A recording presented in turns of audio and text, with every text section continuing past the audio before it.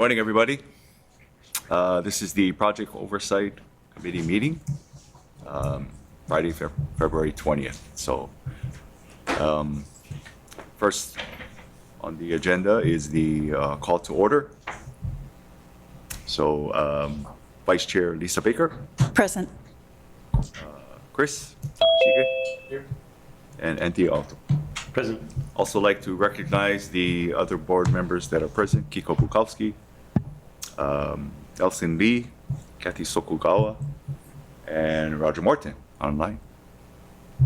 Item number 2, going to public testimony. I'd like to ask if there's anybody in person or online that would like to provide public testimony on any of the items on the agenda. Hearing none, seeing none, we'll move to item number 3, the December 2025 monthly progress report. Ben?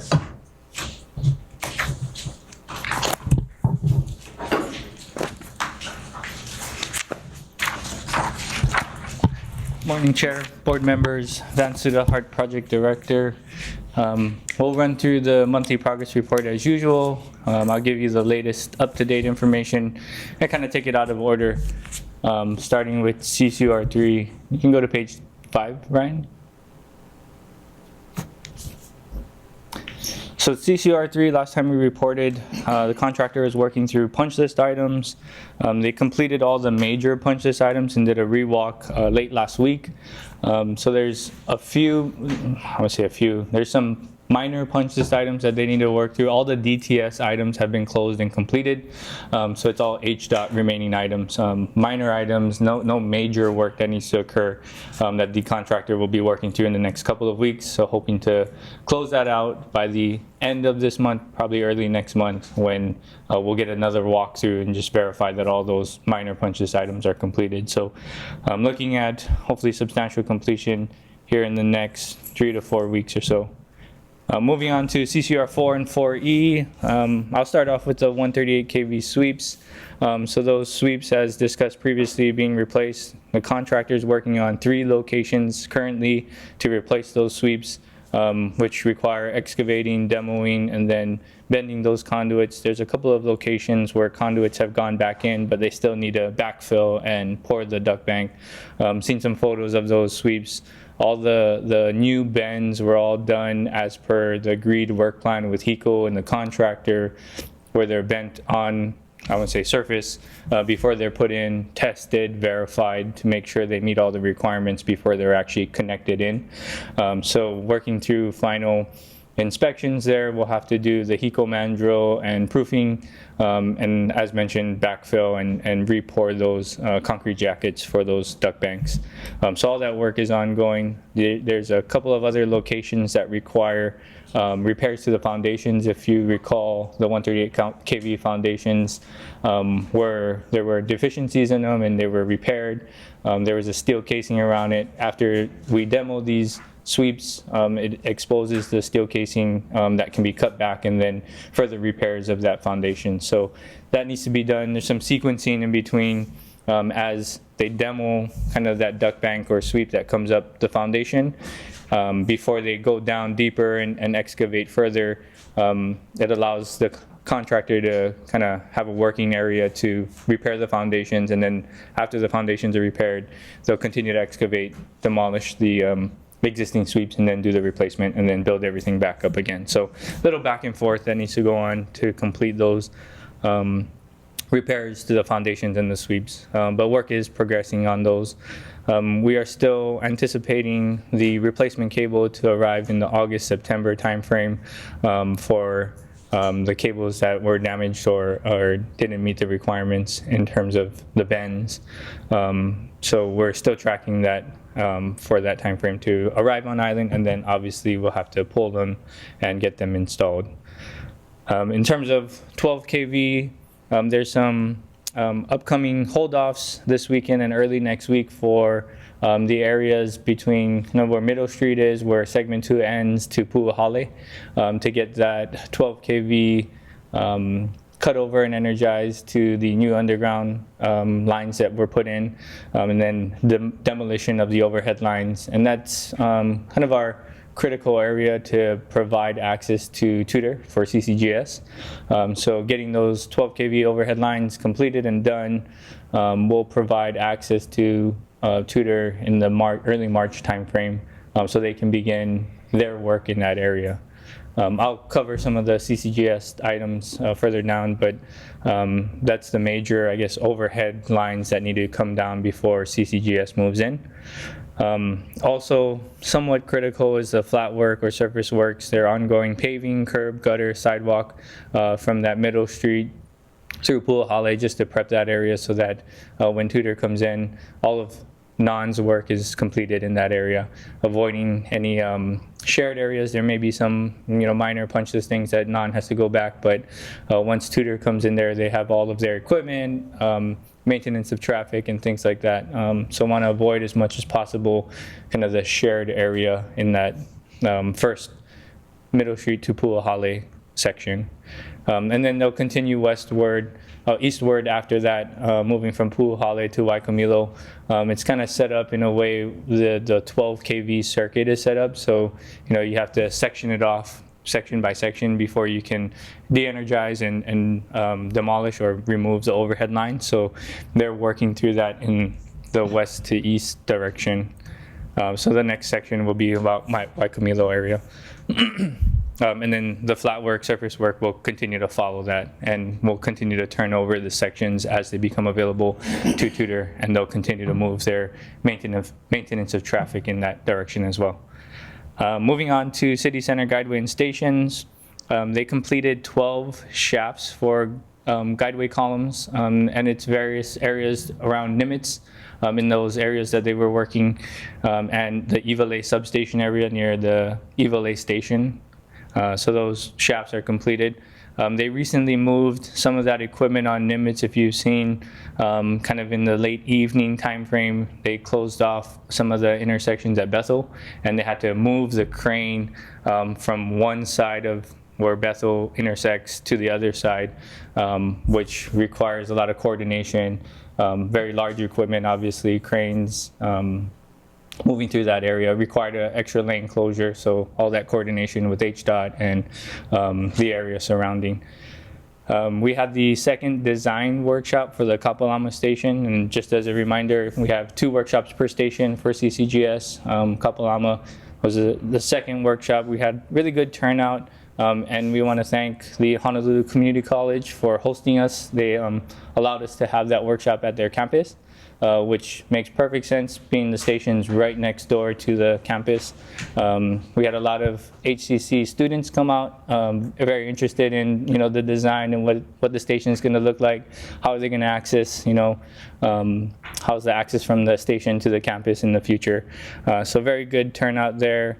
And again, appreciate HCC's accommodation for us to have our workshop there. The next workshop is going to be mid next month, and I can't recall which station, but we'll continue on in the next few months to complete the remaining station workshops. And you can follow our website, go to our website and subscribe to our email blast, and it'll let you know which station and what day and location of our workshops. Station work, Chinatown station foundations will commence in the next 2 to 3 months timeframe. The contractor that's going to be doing that work is mobilizing, so there's some time frame for them to get on site before they start the actual foundations and piles for the station. So exciting time there for actual first station to start real work in terms of structure for the station. So that's upcoming. And Tudor continues with design progress, submitting designs for review and our feedback and comments. As I mentioned with Dillingham, with the work moving from Middle Street to Puahale being completed and Tudor coming in, taking over that area, they do have a maintenance of traffic plan that's going to change from what you currently see. So right now you see all the cones set up there. NON's kind of moving, in areas that they have available to do work, kind of jumping from one side to the other side.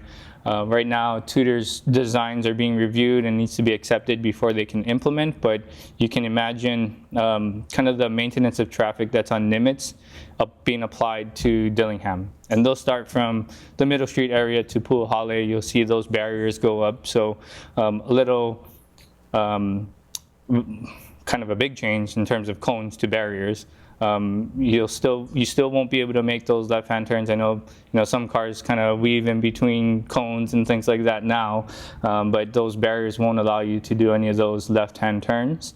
We will maintain access to driveways for businesses and residents, so that'll all be coordinated. And again, these plans will need to be approved by DTS and stakeholders before it's implemented. So just want to give everybody a warning of what's upcoming in terms of that. And that kind of maintenance of traffic setup will be phased and moved eastward as the work progresses. That's all I have. Now open for questions. Thank you, Vance. Before we get to questions, just want to recognize Board Member Natalie Massa has joined. Kathy, Peters. Do the improvements to city utilities have to go through the city dedication process? I believe so, yes. Okay. So all the stakeholders, whether it's BWS or EMVs, they all need to review. I don't think that's the same question. Oh. There's the No, dedication because- process, I don't think so. Oh. Yeah. I City to wasn't sure. city, this Yeah. is not, No, because it's going from city to city, it's not going from a developer to city, so I don't believe a dedication process is necessary. Because sometimes it gets forgotten. Yes, extended, absolutely. and then there's a Absolutely, new problem. yeah. Thank you. Other questions?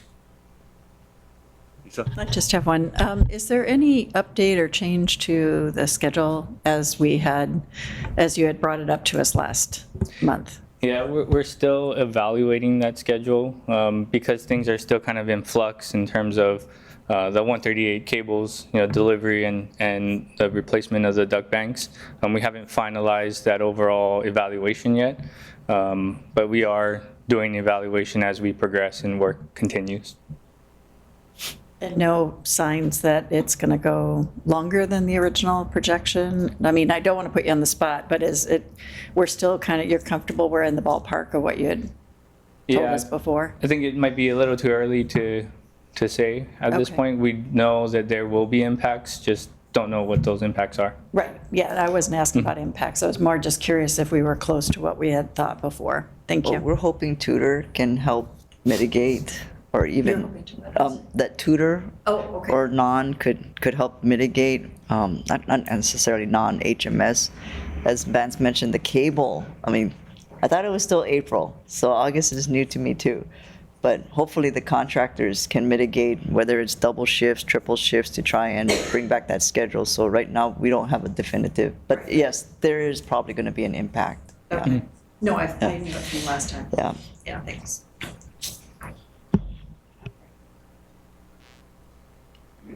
Kind of a mini question, Chair, but I noticed the rebar cages on Nimitz. I'm wondering, and I ought to have asked this question years ago, do we spray anti-rust spray on the rebar? That's a good question. I don't think so. No? Because we're building this system to last 100 years, and rebar can start to spoil in much less than that. Is there a reason why we don't? Once it's in concrete, there's no oxygen and no opportunity for continued rust or rust in general once it's embedded in concrete. Okay. Thanks. And perhaps just another Manini question. I see a little bit further on in the planning and environment section, you're talking about the tree protection plan at Kapalama Station. Just wondering, did we rope in the outdoor circle on that? Yes, I think we have monthly meetings with the Outdoor Circle and other stakeholders. We've done walkthroughs with them and very aware of any trees, and the contractor's aware of our tree disposition plan. Right. No, because they weren't mentioned in the line item here, so I just wanted to make sure they're being roped in. Thanks, Chair. Yeah, so am I hearing that the timeline on the cable is slipping? No, it was delivery was always scheduled for the September-August timeframe. I think, we have cable on island that was part of the original layout. Some of the cable obviously was pulled and can't be used, so it was cut back, and there's some cable still on the spools. We're looking at, and to Lori's point, mitigating schedule of seeing what we have on island that we can use once the sweeps are replaced. And we do have some of that cable, and it can be used. There's one circuit, one section length of cable that we won't have enough for that is reliant on the cable being delivered. But August, September was the time frame. I think was my misunderstanding, Kika, April, in that the manufacturer was going to strive for April, but they never definitively told us, yes, they're going to make April. So that was my mistake, sorry. Forgive me for asking a very naive question, but do we know why it takes as long as it does for the cable to be delivered? Yeah, these are specialty cable, not the average, cables you would see in your household or typical places. The contractor brought in a sample of the cable, and it's very big, like this, like you're talking the size of my head big.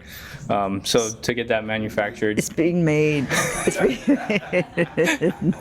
So it's being manufactured. It's not like it's sitting on the shelf Yeah. somewhere. it's got to be made to order.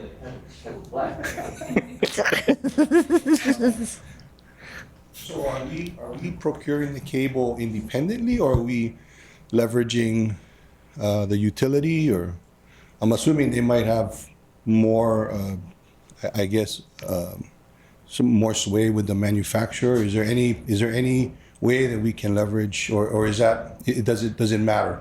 No, it's still the same time frame. Like Lori mentioned, you got to get in line, and it's manufactured, kind of made to order.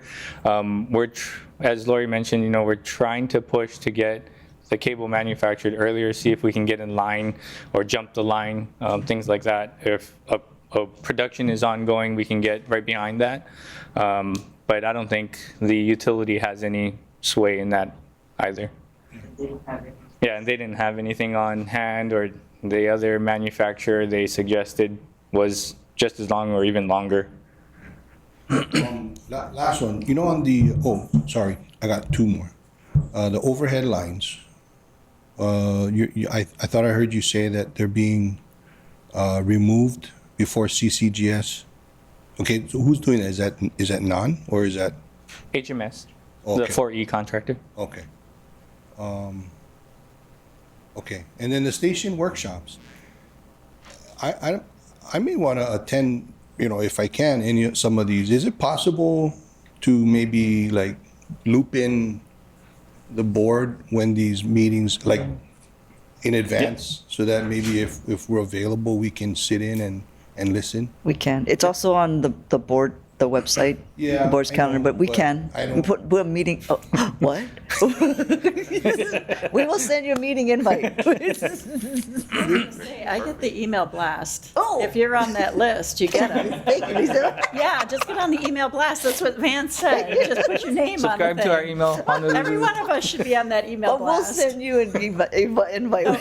Because you're special. Get notified of these in advance? Seriously? They're on the email. Okay, thanks, Lisa, you made your point, thank you. I just No, want to make sure. we haven't been sending the board a separate invite, but we can going forward. Yes, we can. That's what I. Yeah, that Carolyn, right? You'll take care of that, right, Carolyn? Vance has been announcing the meetings beforehand, because I've gone to a couple. Yeah. Kathy and Anthony. Oh, no. I apologize if I've not been paying attention, but just to double, So okay. we'll send you another email. All right, thank you very much. Appreciate it. Just one last question. Yes, go ahead. Kika, you done, Kika? Yes, thanks. There I was- think I'm done. There was talk at one point of HECO saying that other parts of the cable might have been stretched too much as well, and that you were looking into that because they might want to condemn even more of the cable than we thought. Has that been cleared up? They're no longer saying that? We've already determined what parts of the cable or And what. it wasn't HECO, just to Yeah, clarify. yeah, it wasn't HECO. Yeah. It was the contractor, Yeah. HMS, yeah. Yeah, it was all determined based on pull tensions and everything. Yeah, we've determined which cables need to be replaced or removed. Right. So it's significantly smaller amount of cable than when this issue first came up and we were worried that we were going to have to replace all of the stuff in the horizontals, right? Yeah. It's good news. Thanks, Chair. Lee? Thank you, Chair. Thank you, Vance and Richard. Corey, sorry. Mental block there for a second. So two things. First of all, with respect to the cables, the longer we wait, does that end up costing Hart more, or is there like a cushion in the contract, or can you explain how that works? Well, because of the issues that we had with the infrastructure, and I'm going to try my best to answer the question, and with what occurred with the cable pulling, it's a deficiency that was created by the contractor, and all of that issues still need to be worked out, but because it was stemmed from the contractor, they need to remedy the issue, and they're working as quickly as possible to get the cables in, as Lori mentioned and we mentioned, trying to fast track as much as possible and hoping to get it here earlier. But yes, the delays and longer it takes, that impacts Tudor's access to Dillingham. And as Lori mentioned, we're trying to work with with Tudor, and they've been pretty accommodating, and they're partnering with us to work in areas that we have available. We were supposed to turn over certain areas at certain times, but based on where we are and where they are, the first part of Dillingham is what we're striving to turn over here shortly to them so that they can start drilling shafts. Okay, so directly, it sounds like there would not be additional cost to Hart. However, indirectly, if there are pushbacks on other contractors, then there potentially could be extra cost. Okay, got that. Said it better than I. Thank you. And then with respect to attending the workshops, I just wanted to point out, if I remember correctly and my understanding is correct, we have to be careful of the Sunshine Law. I don't think it's a problem. I don't think, a majority of us would be attending any one workshop, but just wanted to mention that. Okay, thank you. We'll separate you folks. Appreciate it. I just wanted to recognize Joel Dunn, who's joined us online as well too. Any further questions on the monthly progress report? Hearing none, we'll move to the PMOC report, item number 4.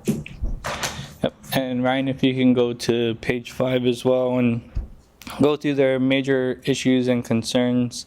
The first item is the Hitachi lawsuit. There hasn't been any change since the last time we provided an update to the board, so no major changes there. CCUR 4 and 4E status, and we kind of talked through all of the issues and concerns. The PMOC was just recommending a schedule review, and as we mentioned, Lisa, we're evaluating, so having those discussions. The next one is the CCGS contract, and this has to do with schedule as well, which ties into the overall schedule review that we're doing internally. And then the last one is the Segment 3 core system design delay. We did have that change order approved by the board for the remobilization for the design portion of the core systems contract. They have been mobilizing with their subcontractors and putting together schedules that we've been evaluating in terms of design delivery. They are, later than we're hoping, but we're looking at what we can break free in terms of designs that are related to the Tudor work to ensure there's no impacts there. And we've been providing the information to Tudor in terms of design feedback based on lessons learned from segment 1 and segment 2. A lot of the configuration of stations and the need for cameras, speakers, things like that have generally stayed the same. So a lot of that knowledge and information is available. So we're providing that so Tudor can move forward with their designs and finalizing their designs. But the PMOC's concern was in regards to the core systems designs. And that's all I got. Yes, board members, any questions? Chris? No question, just a comment that, I don't know if this is the appropriate time, but is it, no doubt the number one thing that I get badgered about as I go about my daily business no matter where I go is that, and I think a lot has to do with, because of my age and who I interact with every single day, is most of the people that I interact with always ask me, why is there no bathrooms available at the stations? And it continues. I know there are, and I tell them that it is available if there's an emergency and you need to, and the comeback always is, but then I have to find someone. Yeah, and that's true. And so just so you know, it just continues to be an issue, yeah, with our community. New York and see what happens to bathrooms. Well, And Yeah. or any of the other, Bell, any of those. yeah, well, the flip side of the coin is you can go to Japan and see, That's not fair. Oh, no, you can't compare see how Japan. clean their bathrooms You are. have to go to US. Well, we're kind of in the middle. We're in the middle, Another so. culture. No. Okay, thank you. To that point, Chair, that you could go to New York City and see some of these automatic toilets that are available now. The problem with those is they cost about $1 million each. But I think that's something the city should be doing. It's not a heart responsibility. We've fulfilled our responsibility when it comes to this. But it is an issue.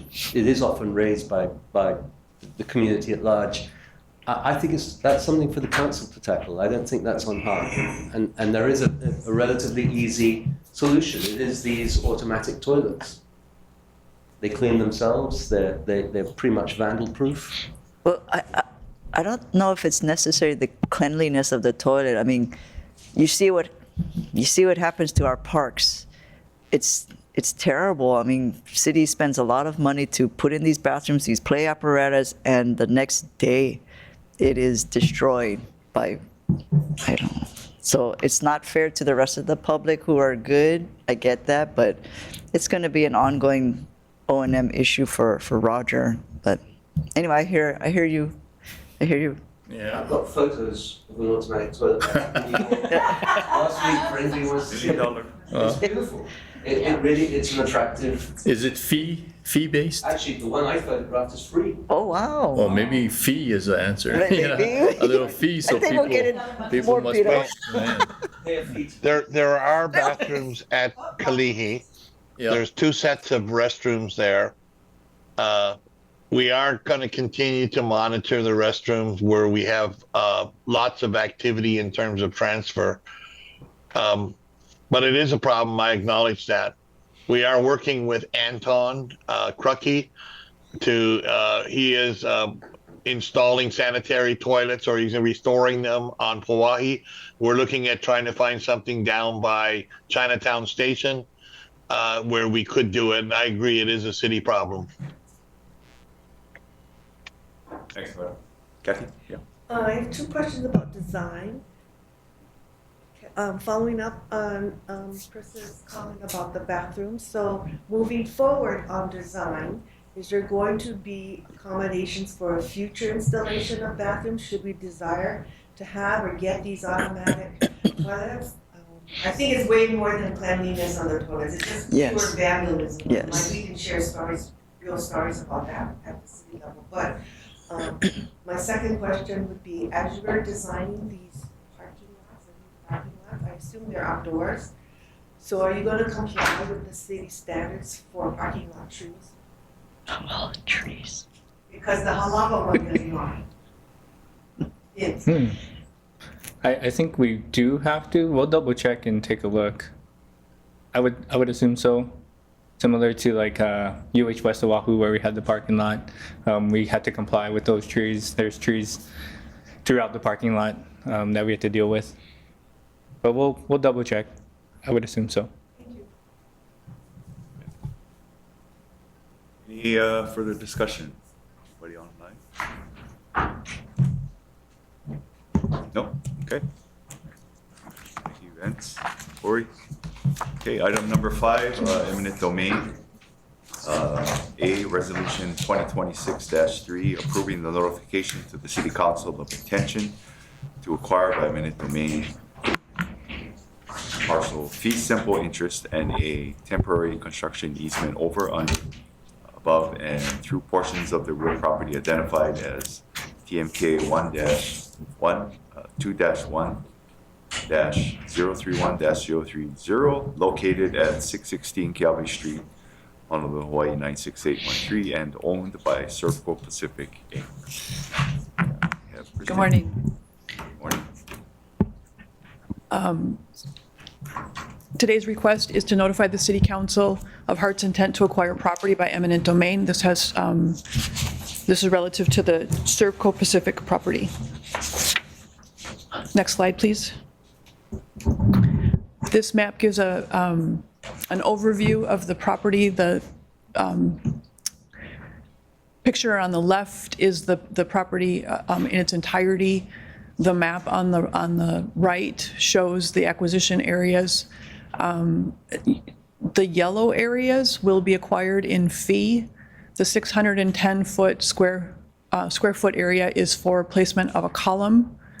The other area that's larger, 11,827 square feet, is for part of the Civic Center station. The area in blue is temporary, and it's needed for, first of all, there's a building there that needs to be removed, and then also it will be used for construction, during the period of construction. Next page, please. Hart previously filed a condemnation action related to the Servco property. Hart became aware that it may be required to mail a written notice to owners at the time that a copy of the board-approved resolution is sent to the City Council for consideration. While this matter is being reviewed further, it was determined that a second approval would be sought to condemn a portion of the Servco property. Upon approval of the resolution to notify the City Council, an additional notice will be sent to the owner.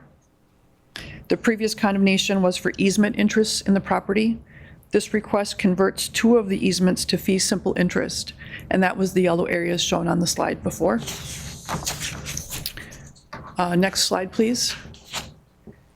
This is an overview of what the station will look like, so you can see where the fee areas are relative to the elevated platform of the station, and then also the blue area is that temporary construction area. Next slide. Just a reminder of the eminent domain approval process. So upon resolution, approval of this resolution, Hart will inform the City Council of its intent to acquire a portion of the property by eminent domain. The City Council has 45 days to approve or object to condemnation by adoption of a resolution regarding Hart's intent to acquire the property by eminent domain.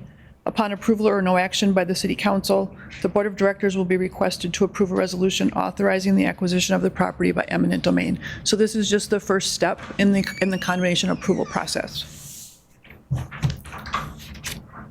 Any questions? Go ahead. Thank you, Krista. Yeah, so on that map with the red outline for the station area, Yes.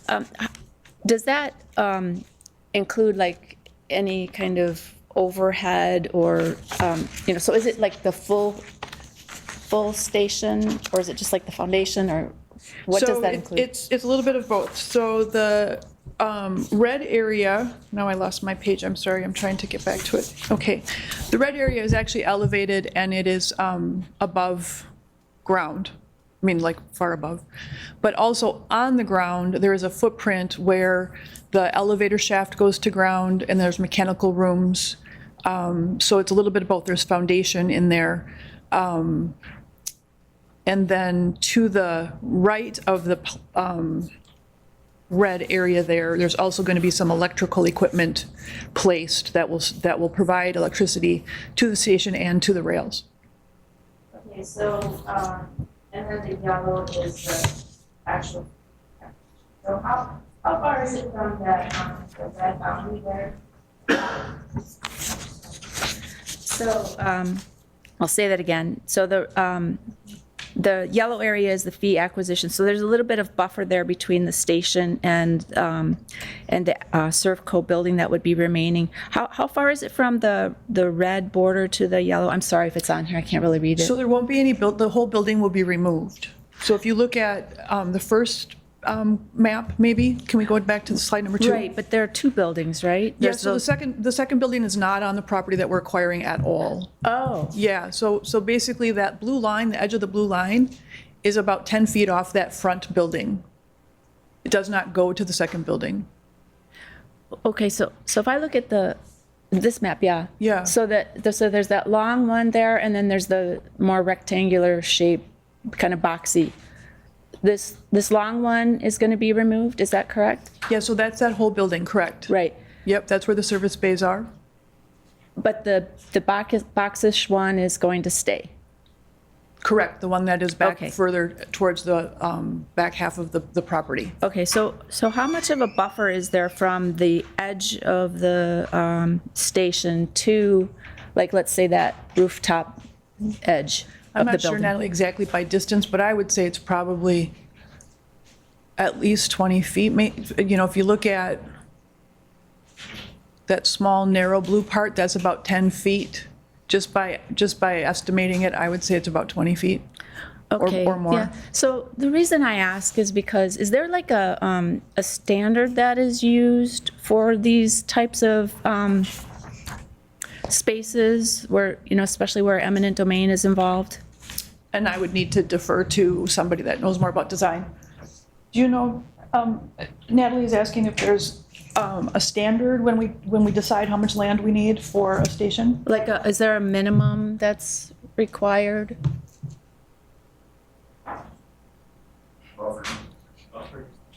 Well, Yeah. I think you're talking about, so the buffer distance off the guideway is like 10 feet.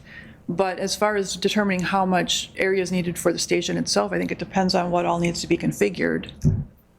Okay, so yeah, I'm just concerned about the buffer because the reason I ask is because I think it was Kaka'ako where one of the stations came like within 2 feet, the guideway, sorry, it was the guideway.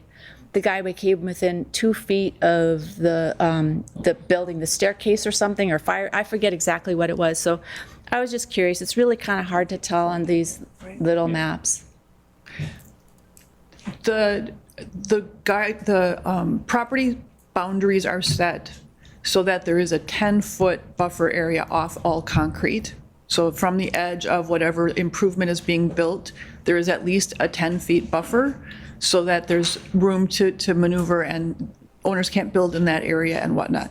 Occasionally, there might need to be an exception made, but it's normally made with making sure that there's no conflict for some reason. Occasionally, I'm thinking of one property in particular on Halaquila where we had to make it a little bit smaller because the owner wouldn't have been able to utilize their property. They couldn't have gotten around the column if we had kept it exactly 10 feet. So I think it's about 8 feet. Okay, thank you. Thank you. Thanks. A question on the Servco property. The question is that remaining with Servco, did they say they're going to be using it or did they shut down their facility? So the way that the property is used, the operations that are in the second building where we're not acquiring supported the business that was happening in the front building. So the service bays are in the front and all of the office workers and the tools and equipment and all of that are in the parts and stuff are in the other building. Because the two operations are one business, they are being relocated in its entirety to a new location. Right. What they do with that building and the remainder part of the property will be up to them. Yeah, I go past there a lot, so I noticed their operation is gone. Correct. They have started Yeah, the relocation. So would they be claiming that the whole property becomes unusable? Well, I don't believe that it would be. The whole property is 1.78 acres, and we're we're acquiring about 12,000 square feet. So there's quite a bit of property there for them to Right. still use. Okay, thank you. Anthony?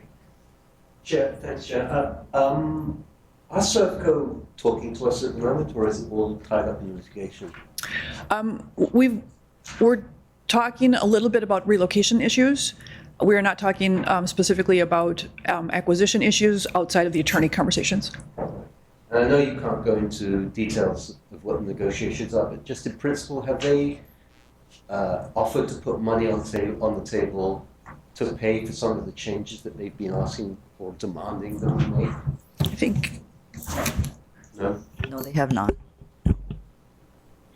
Thanks, Chair. I'm not familiar with temporary easement, so I don't know how does that work? Is that an official easement you place on the property temporarily through the formal easement process? Why couldn't you just use a right of entry? It would have been faster. so it's a temporary right of entry is what it is. We still need to acquire it. I mean, we need to pay for it and record the document. So yes, that is what will happen. Okay, I'm just saying that if it's certain types of easements need to go through the subdivision process. So when you say easement, are you going through the subdivision process to establish an official easement? So right now, we don't have any rights to do that, but when the time comes and we have possession, we'll do what DPP requires. I'm not sure if it's required to be separated out on a temporary easement or not. Yeah, I don't know. Yeah, I don't think so. I've never heard of a temporary easement. Yeah. Maybe you'd go with a right of entry. And that's what it will be, but it's called a temporary construction easement. It's just the name of it. Other questions? Anybody online? Chair, I've got one last one. That I could have raised during the monthly progress report, when you give us your monthly breakdown of property acquisitions and what have you. Am I right in understanding that we now have access to all of the property that we need for construction purposes? So as of the date that report was written, that was accurate. However, with what's going on with Servco right now, we no longer have possession. So that's one of the reasons why we're doing the second request. So in the next report, it'll say that one is still pending.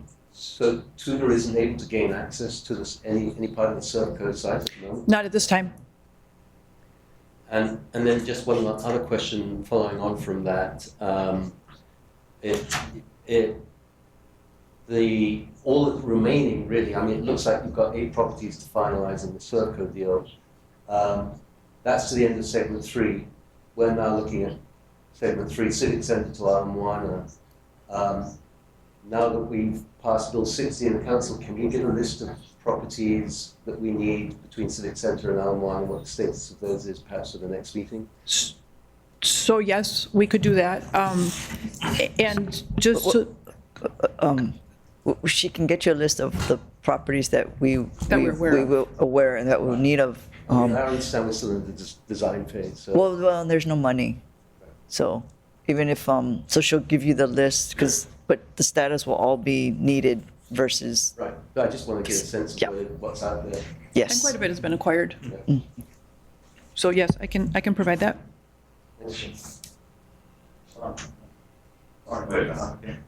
One more comment.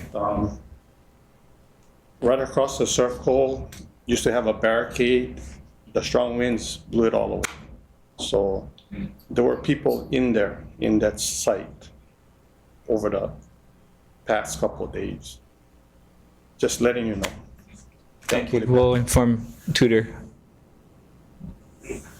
Was that during the storm? Because Yeah. you folks fixed it Yeah, so they took down all the barriers because of the high winds. They didn't put them back up yet. So it is kind of exposed in that area. I see. We'll let them know to go and clean up. Okay. Oh, Oh, gosh. yeah. Any further questions or discussion? If not, Project Oversight Committee does have to take action on this, so I need a motion for the 5A Servco Pacific Property. So, thank you. Anthony? Any further discussion? Any objections or abstentions? Seeing here none, motion is passed. Thank you. Now to any further- item 6. Was there any? Yes, thank you, Chair. Yes, Board Member Alto requested a list of properties that need to be acquired for Segment 3 presented at the next board meeting in March. Is that correct? City Center to Ala Moana. Oh, okay, thank you.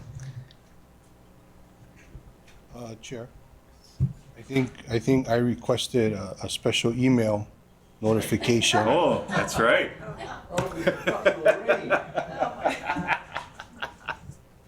I don't, honestly, I don't know what emails you guys are referring to, so I'm seriously would like to know.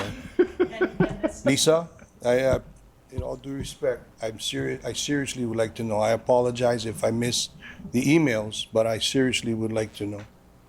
So if I missed them, I apologize, but I'm asking if you can give us notice So or noted. give me notice. So noted. Thanks.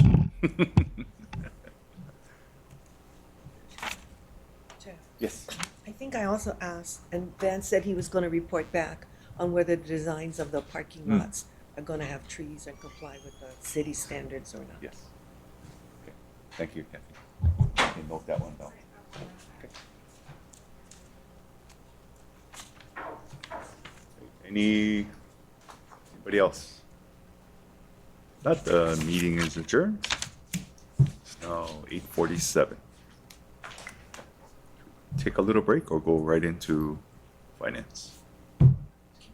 Keep going? All right.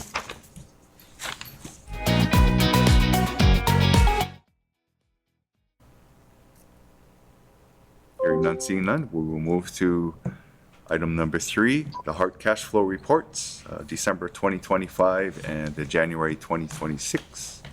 Vice Deputy Director. Oh, not Mike. Corey. Go ahead, Corey. Good morning. Corey Ellis, Director of Project Controls, be giving the cash flow reports. We have both December and January. Typically, we would just go over the latest one. Happy to answer any questions on December if you'd like to go back to that one, but I'll go over the January report. So starting with funding sources, you can see we pretty on target. On actual receipts of $13 million on a project of 13.6 versus 13.5, so $100 million in the black for us on funding for this month. Uses, we have a total of $21.6 million expended in the month of January. You can see some of our higher above $1 million payments were to City Center, Guyway, and stations, which I'd expect to be pretty typical and probably going higher throughout the rest of their project. And then you also saw the $2 million payment for CCR 4E. Financing activities has been steady, $14.1 million over the month. Of repayments. Number 4, we talked about the surplus. That's just recapping the table above, number 1. And then you see the projected CPP variances. So these are variances of, we had projected a number and it came in $1 million less. So it's just calling out some of the items, the CCRs, downtown, Dillingham, and E, all projected, actuals came in lower than projected. Eastside CNI and hard operational expenses, just to name a few of those. There was I didn't talk about December. December was actually a large month. We had a $100 million increase, so sometimes the timing of these things just kind of works out that way. But with that, I will pause there if you guys have any questions. Thank you, Corey. So on the $125 million from the FFGA, first of all, can you remind us what is that restriction for them to release that funding? There were different restrictions on the different levels of the release. Yeah, I don't remember. I think that was a completion.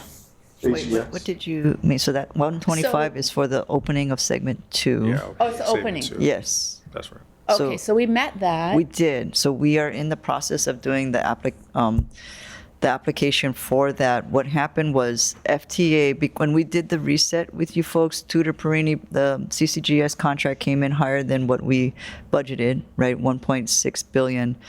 So we rebalanced, and with the board approval, FTA asked, could you update they have a workbook that they require us, those SCC codes.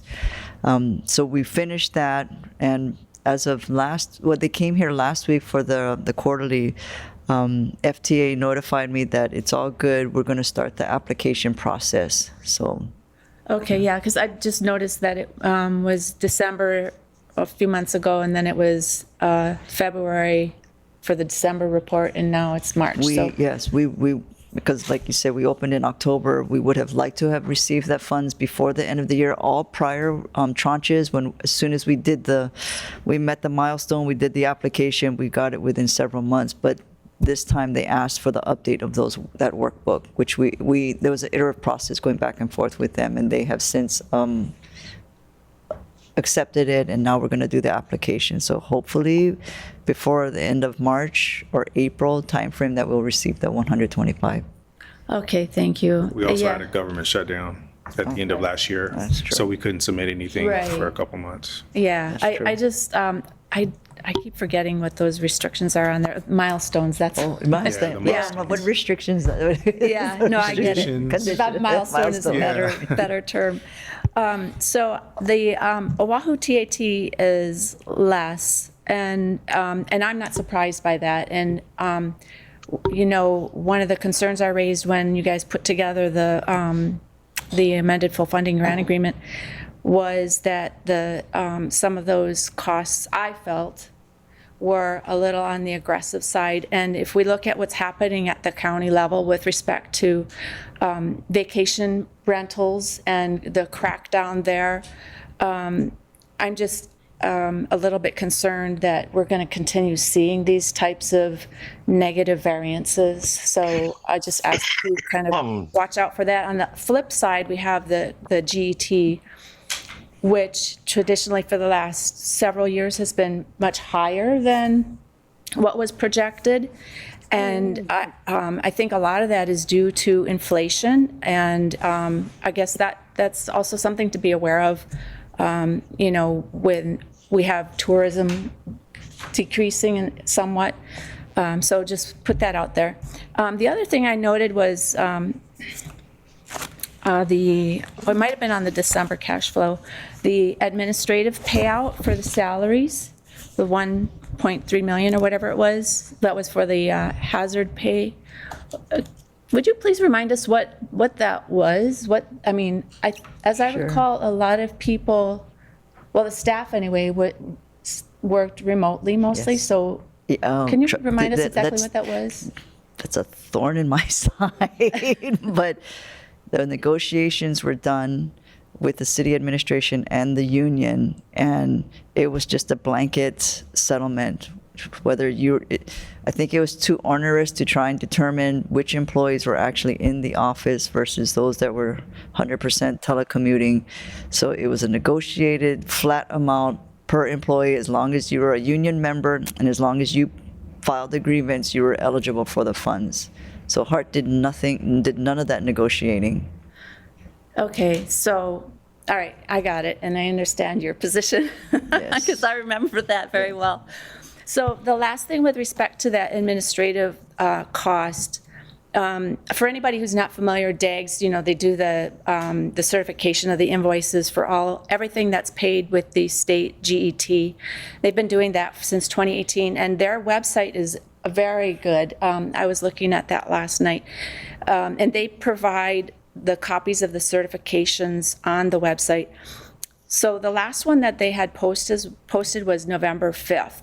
My question is, since you guys are spending money every month, I would expect that you're sending requests to them every month. Is that correct? And then, so maybe they're just, when was the last certification done? Do you remember? We just did it, right? Yeah, maybe last week. Okay, so I guess there's just a delay in posting those things. I was wondering about the process now, because on the GET, the administrative costs, as you know, are not allowed to be covered by the GET. And in the past, they have disallowed, I mean, it's not much. When you say administrative costs, you mean Hart's administrative costs? Right. Oh, got it. Yeah. So like there was, I don't know, 18,000 or something that they disallowed recently, and some other amount. Periodically, they find these administrative costs in there. So when you are going through that process of getting your invoices ready, I would imagine you have like a worksheet on top that kind of summarizes everything for them. Is that correct? Yes. And then these administrative costs, are they sometimes like included in the contractor invoices? I guess what I'm getting at is I don't quite understand why there would be administrative costs in the request in the first place. Can you Are you clear? explain that? When you say administrative costs, you're talking about like our overhead? Hart's Yeah, the overhead? ones that they disallow. Was that recent? Well, I looked at the November report. Oh, sorry, there was one from June, for example, so this was last summer. Yeah, I think that was 83,000 of costs weren't allowed. Yeah, I think that was maybe, I don't know if it was administrative. There was a we were doing work outside of, I think we were doing work for HDOT, if I'm remembering correctly. That was mentioned. Yeah, I think that was it, that wait, HDOT is reimbursing you from this bucket. You can't get reimbursed from this bucket. So I think that's what it was back in June. Okay. But there should not have been, I don't recall a denial recently. There was just a small one. I don't remember now which, I didn't write it down which month it was. But I guess I raised this line of questioning to keep in mind that when you're working with all these restrictions, now the feds you can only use it to go to Civic Center, and the GET you can only use for these purposes. And so you got to fill in these pukas. And from an accounting perspective, it's very complicated, and it introduces a level of potential error in there. That's fair. So just mentioning it, not That's anything, fair. Yeah. any kind of fault on your point, but just noting that. Yeah, that's fair. And I wanted to understand the process There's a bit different more. buckets of money, you're right. GET, TAT, feds, and then there's even the city, OTAD, Yeah, you're right. so I just wanted to understand the process a bit more. Okay. Thank you so much. Thank you, Chair. Any further questions? Move to the. Thank you. January 17th, okay. To the next item, item 4, the HART FY27 operating and capital budgets, and this is just an update. Good morning, Chair, Vice Chair, board members. It's just a quick update. Not too much to report on item number 4, the HART fiscal year 2027 operating and capital budget request. We, as you recall, we submitted that request over to the mayor and city council at the end of November. And then there was kind of a quiet period. Then recently, end of January into February, we started getting pretty standard requests from city council for just some additional information, some questions. So we responded, and I believe we copied the board on that response. We sent them a copy, and then we've also been meeting with individually with each city council member just to give them an opportunity to ask us questions about the budget. We go in, high-level overview presentation of the budget, operating and capital, and then they ask questions. That's all in anticipation of our upcoming budget briefing or budget hearing at the Budget Committee on March 11th, I believe, where HART is first to go, March 11th at 9 a.m. So we got to 5 council members already. We're going to get to all 9 before the 11th, which is good. So hopefully that means the hearing will go smooth. And yeah, so that's all we really have to report on the 27 requests. Everything is going pretty well so far. So anything that we should know of the 5 that you met with? All good? Yeah, just kind of a couple of very minor high-level questions about the budget.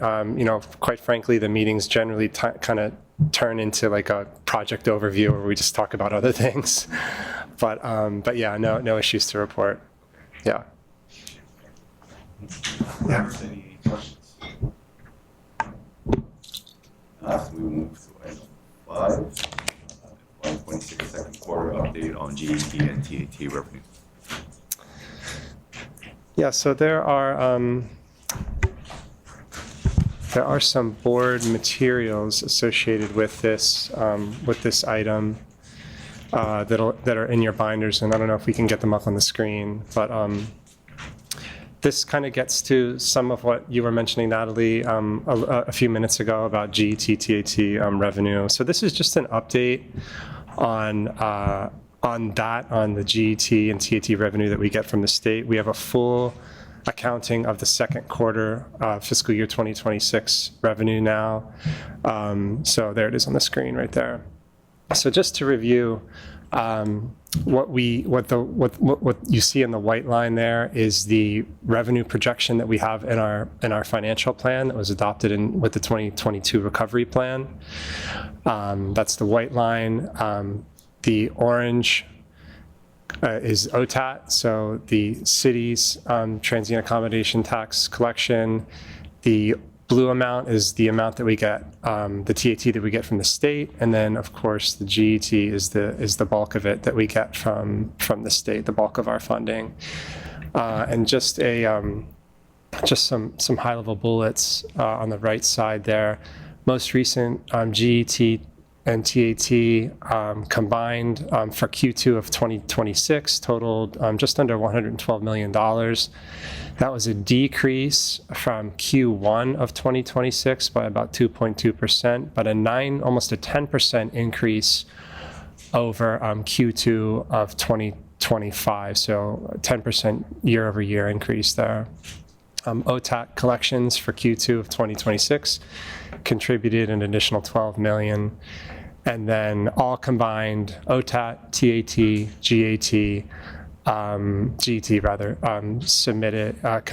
contributed $124 million. But again, that's about $3.4 million below what we have projected in our financial plan. And just a little bit more on that, you can see that 4 of the last 6 quarters there, we have been below 3 of the last 4 and 4 of the last 6. We've been recovering below what we have in the financial plan. So if you want to go to the next slide, Ryan, we can show a little bit more information on that. So apologies for all of the numbers on this slide. There's a lot of important information though. So basically what you see here is just these are quarterly recovery amounts in each funding category, GET, TAT, and OTAT, and then with the summary information down there in the blue highlighted section. And so what I'll call your attention to is all the way on the bottom to the right, you see the number, the variance number of 84. That's $84 million. So if you look back to June 2022, when we set our course with the new financial plan from the 2022 recovery plan, quarter over quarter over quarter, we've in the years immediately following 2022, we were high. We were recovering more than what we were projecting in the recovery plan. I mentioned 4 of the most recent 6 quarters we've been below. But because we've had so many quarters and really years of recovering above what we had projected, we're net right now about $84 million above where we had projected to be at this time, or where we projected we needed to be at this time. So that's good news. It's you know, the reduced recovery of the last few quarters, 4 of the last 6 quarters, is something we're not overly concerned with at this point. We're certainly keeping an eye on. But the cushion that we've accumulated since 2022 is going to allow us to weather a few deficient quarters. We do have some fresh news coming in from the State Department of Taxation, which tracks revenue into the state general fund. You'll probably recall that in our financial plan, year over year, we project 4.8% growth in GET, 8.1% growth in TAT year over year. So the State Department of Taxation is reporting that the first 7 months of 2026, fiscal year 2026, compared to the first 7 months of fiscal year 2025, we're at about a 5, let me make sure I get the number right here.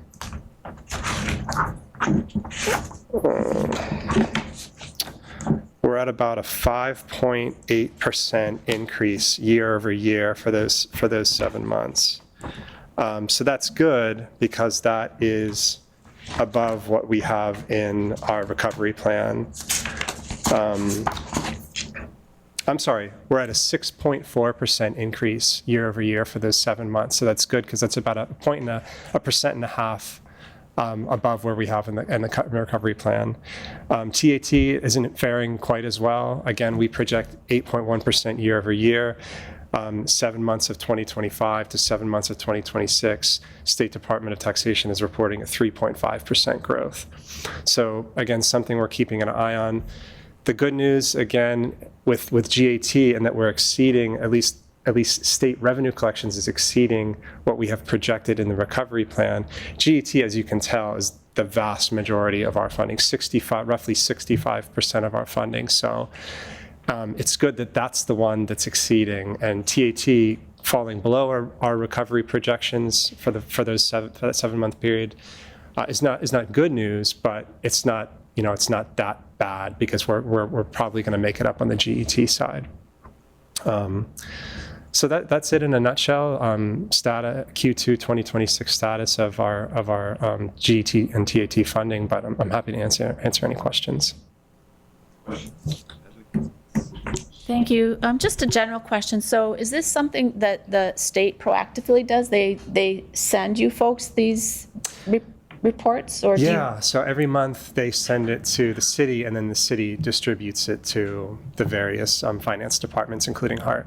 Okay, and then are there other things that you, other reports or sources you monitor for a little bit longer term projections?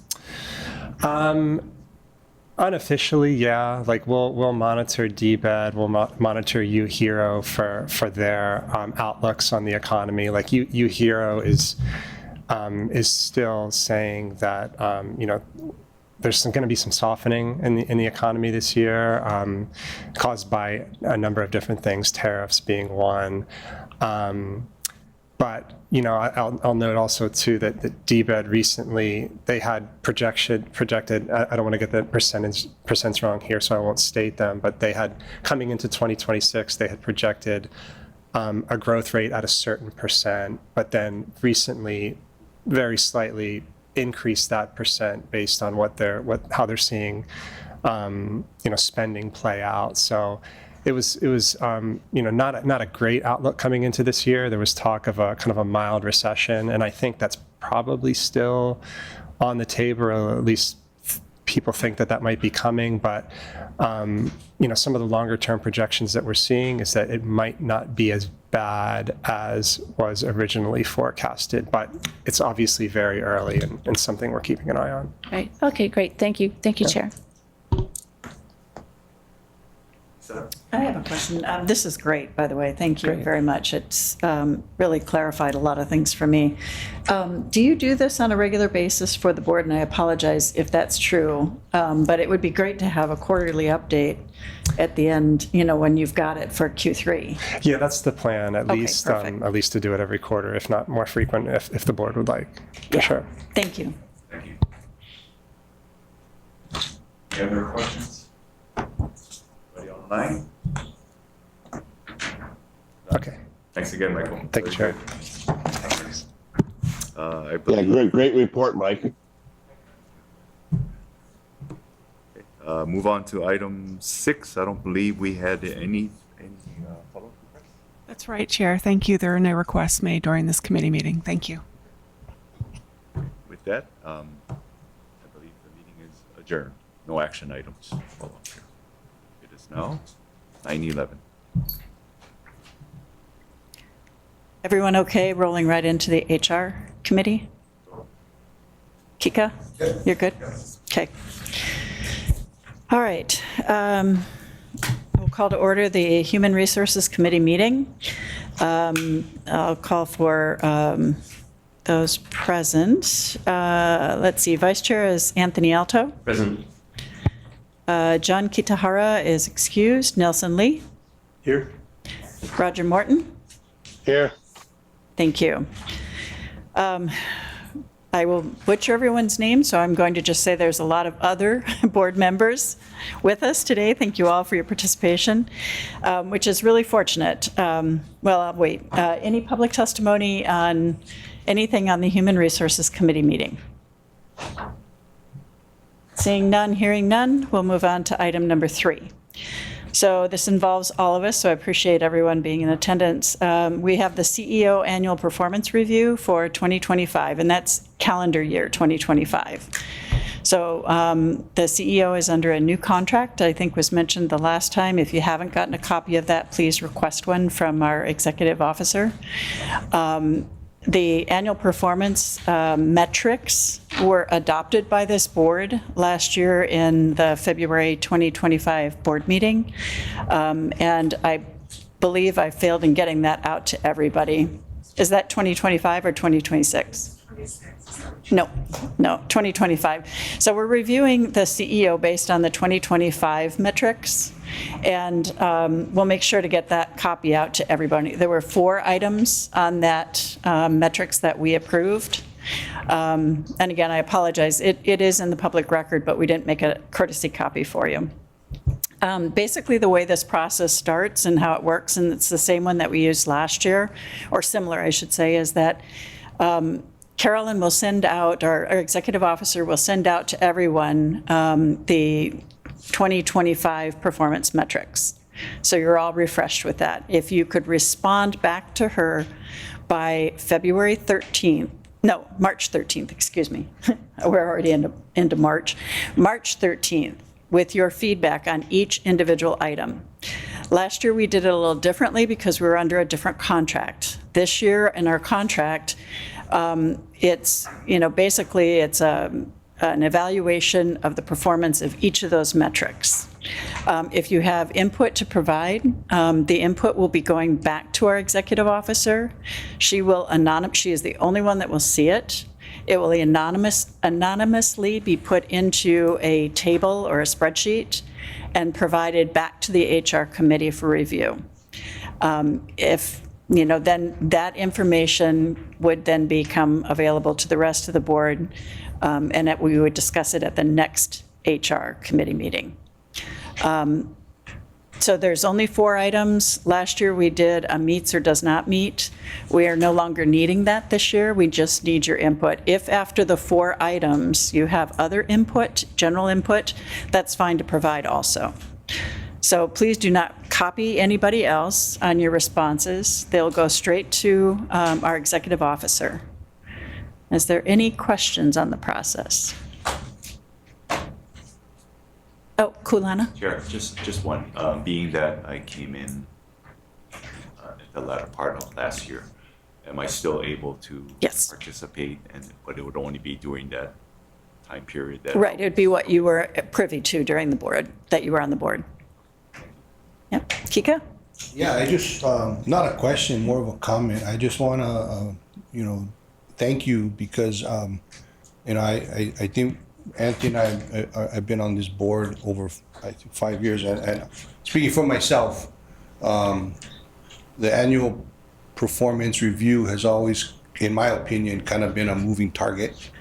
So the way you just explained it is I appreciate it because it's pretty clear. It seems very objective and fair and transparent. So I just want to say, in the time that I've been on this board, I appreciate how you've set it up.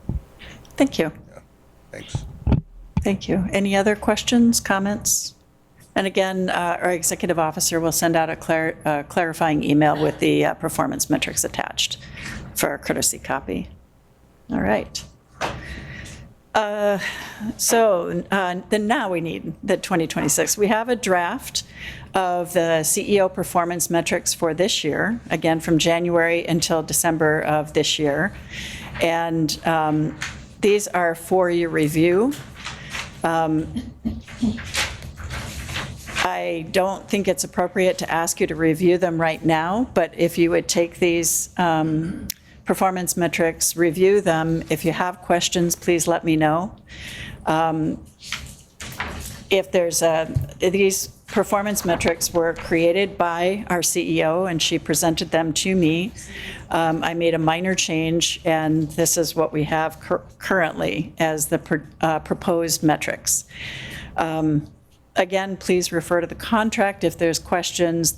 Most of you all are here under the new contract, so you don't have the legacy of what we had before, which was very performance heavy and included bonuses that the CEO never accepted. So this is now more pure performance. So this is the objectives that we're proposing for 2026. So again, if you could be prepared that at the next HR committee meeting, we will review and approve this. So any feedback or input or anything like that, please let me know. And you can always ask Lori, the CEO, directly for questions and clarity. Question. Yes, sir. So if we do have any feedback, do we have to provide it to Carolyn before a certain date, or just bring it to the next meeting? For the 2026, we're at a draft level, so you can provide that feedback back to me. By a certain date? I would say before we have to post, which would be what date, Carolyn, for the next board meeting? March 20th, next board meeting. So I guess that would also be then by the 13th. Yes, so that we can post publicly. So you can send it to the EO and the EO will forward it to you? You can do that, or you can send it directly to me. We're always, cautious of sunshine. I think we should probably. Yeah, you can't send comments all to Chair Baker, but you could send to the EO. She can compile, and then she can distribute those comments in advance of the next board meeting. So if I may suggest maybe before the 13th, so that Carolyn has some time to put things together and then post it because it has to be posted no later than the 13th. Okay. So back it up to that. At least a few days, however much time you would need. I don't know what the dates are, sorry, off the top of my head. Oh, how about the 9th? That's the Monday? Reasonable with everyone? Sorry, I hadn't thought about due dates for the performance. Any other questions about the 2026 performance? All right. So we're moving on to item number 5, and I feel out of an abundance of transparency that I'm going to excuse myself from this discussion and turn over this agenda item to Anthony Alto. Vice Chair.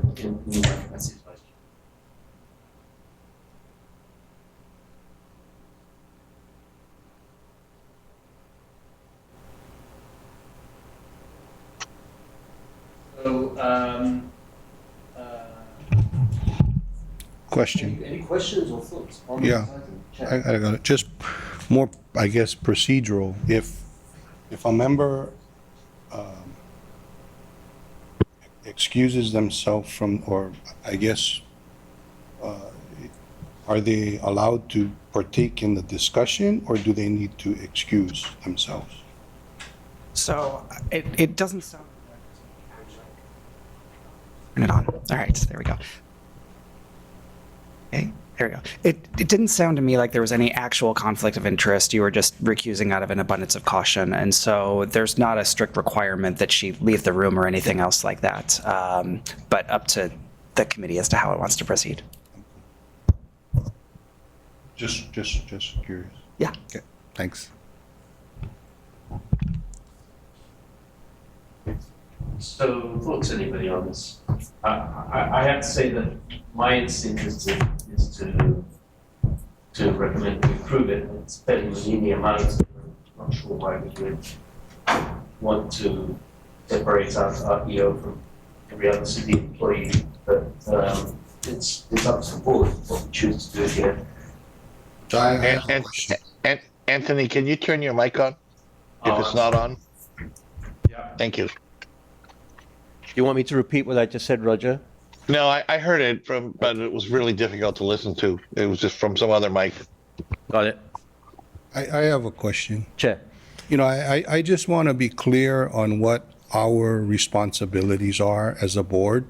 I think according to charter, we have two positions that we oversee. That's the CEO and the executive officer position. I believe that we created. So the executive officer is not necessarily by charter.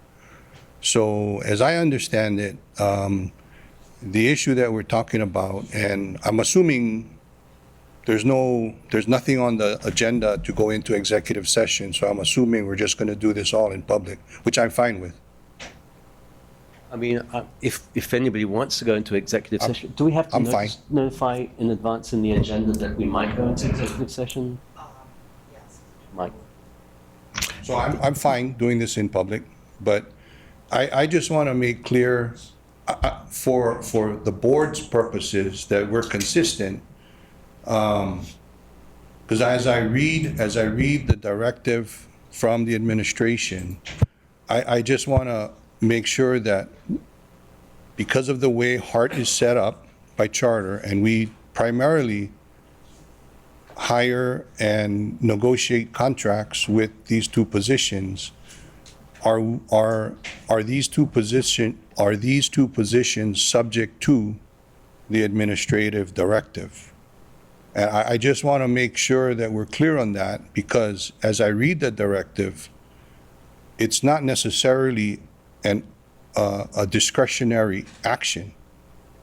So if we are subject to the directive, then I'm not sure why we're even discussing the matter. If we are not subject to the directive, because I mean, we negotiate the contracts, so this kind of supersedes our contracts that we negotiate. So I'm trying to understand how this interplays, and if what we're doing is consistent and according to our responsibilities under charter and under our rules. I had some of the same questions, Chair. And the feedback I got was the executive officer is like any other city employee. If there's a reason, I mean, I don't know. So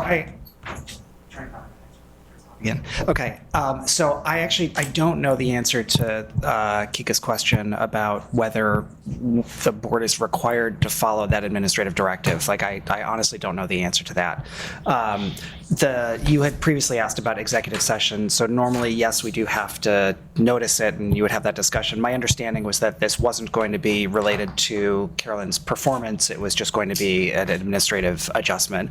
But I don't know the answer about whether you're required. I actually was wondering if Lori might know, or if any of your agents, the board is required to approve this for Carolyn. I don't know the answer. Yeah, I don't know the answer to that either. It's That's a not good just that question. The board is required, is the board subject to this directive? Yeah. So if I might, I think I have the answer to your question, Kika. So the CEO of HART is under a contract, a negotiated contract. The executive officer is not. She is brought in, unlike our previous executive officer that did have a contract that was negotiated, our current executive officer does not have a contract.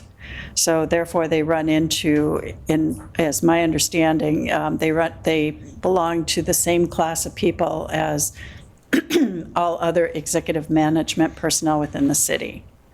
So that doesn't answer the other question of, is this mandated?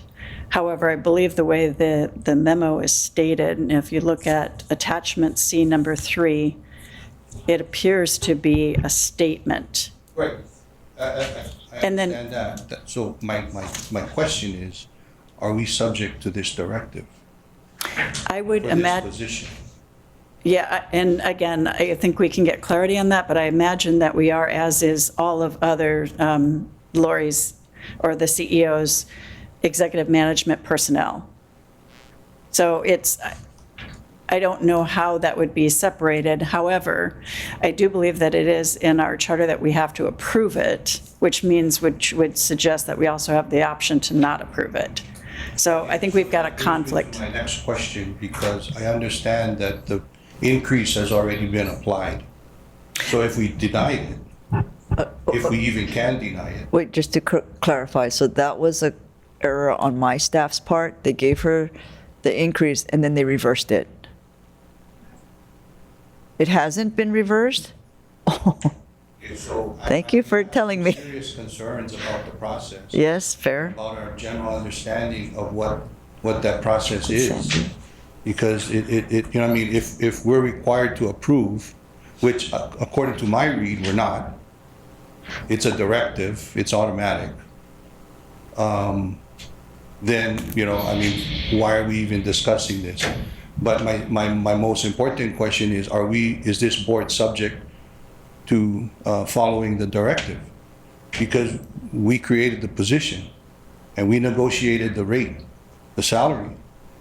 So are we subject to this? I don't know that. I want to know the answer to that.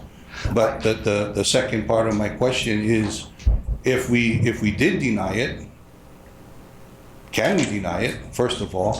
But if we did, then what do we do with? If you do deny it, we will reverse. Okay, so, I mean, but I think that's kind of not fair. Mm. You know, I mean, anyway. I can add, if it's helpful, that before hiring, we went through with the HR department about the classification and the qualifications for the job to make sure that it did fit within city protocol. So it's the board doesn't have complete discretion on what the salary was or what the range was. But that's basically for the range of salary. Yeah. Well, it's the range and also where within the range, like all that had to be approved by Right. HR. But that's basically, I mean, I don't think we're asked, I don't think that's what I'm asking for, though. Yeah, I get that. We ask HR for guidance on the range of salary and where the position fits within the city's schedule of classifications, but that's not what I'm asking. You know, what authority does this board have, and does this directive mandate the board?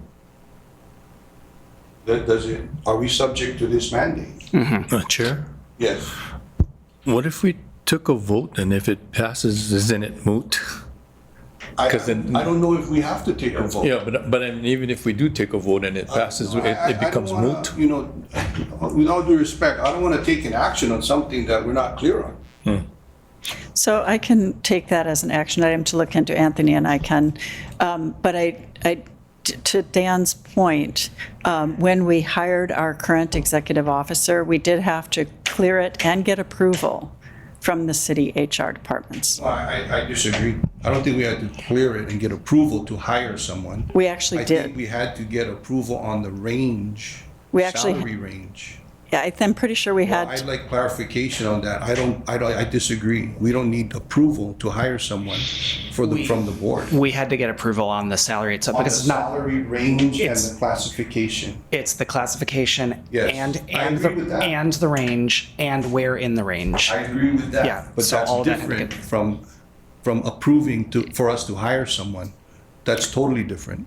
well, even the interview questions had to be restricted I by. disagree with checking to make sure that we're within, certain policies. But what I'm saying is, I don't believe that we're subject to city approval to hire someone. Maybe once we decide to, we need to check with them to make sure we're doing everything by the book. Chair, it seems to me that what you're suggesting is that we ask for an opinion from CORE. For clarification, but as I understand it, this issue is moot. It's already done. Yeah. Yeah. So, but I like clarification going forward, and if we need to retroactively fix this somehow, I don't know. Then I think we need to do it rather soon. So I mean, how- this is a point of principle, and so it does sound to me like it behooves us to get an opinion from CORE. Which Chair? I have asked for before. And so my question is, where do we go to from here? Dan, or, I can get you an actual clear answer on that. I know we had some back and forth, and I'm sorry that I hadn't been able to provide clarity before, but I will, in advance of the next meeting, I will Okay. get a firm answer for you one way or the other. okay. Yeah. All right, thank you. Chair? Roger. Yeah, I would think that we, as a board, we just take note of the increase that's already been given, and that's it. We just take note. Yeah, It does not answer, Kika's question as to the authority, but I think that, as I understand it, the raise has already been done, and we just note that it has been done and not object to it. So, Roger, do you want to make a motion to that effect? I'm happy to make a motion. I would rather not take any action on something that we don't quite understand. I mean, I think if what Roger's saying is, we just don't take any action. It's, Noting is, it's not particularly action, but but I do, for going forward, I think it's important that we understand yeah. what the process is, Yeah. and if we are subject to the, and I don't have a preference either way. I just want to understand what the right process is. I think you're absolutely right. As a matter of principle, we need to know how far our authority extends, and so let's get an opinion from CORE. Yeah. And Well, so the rest- sometimes be careful what you ask for.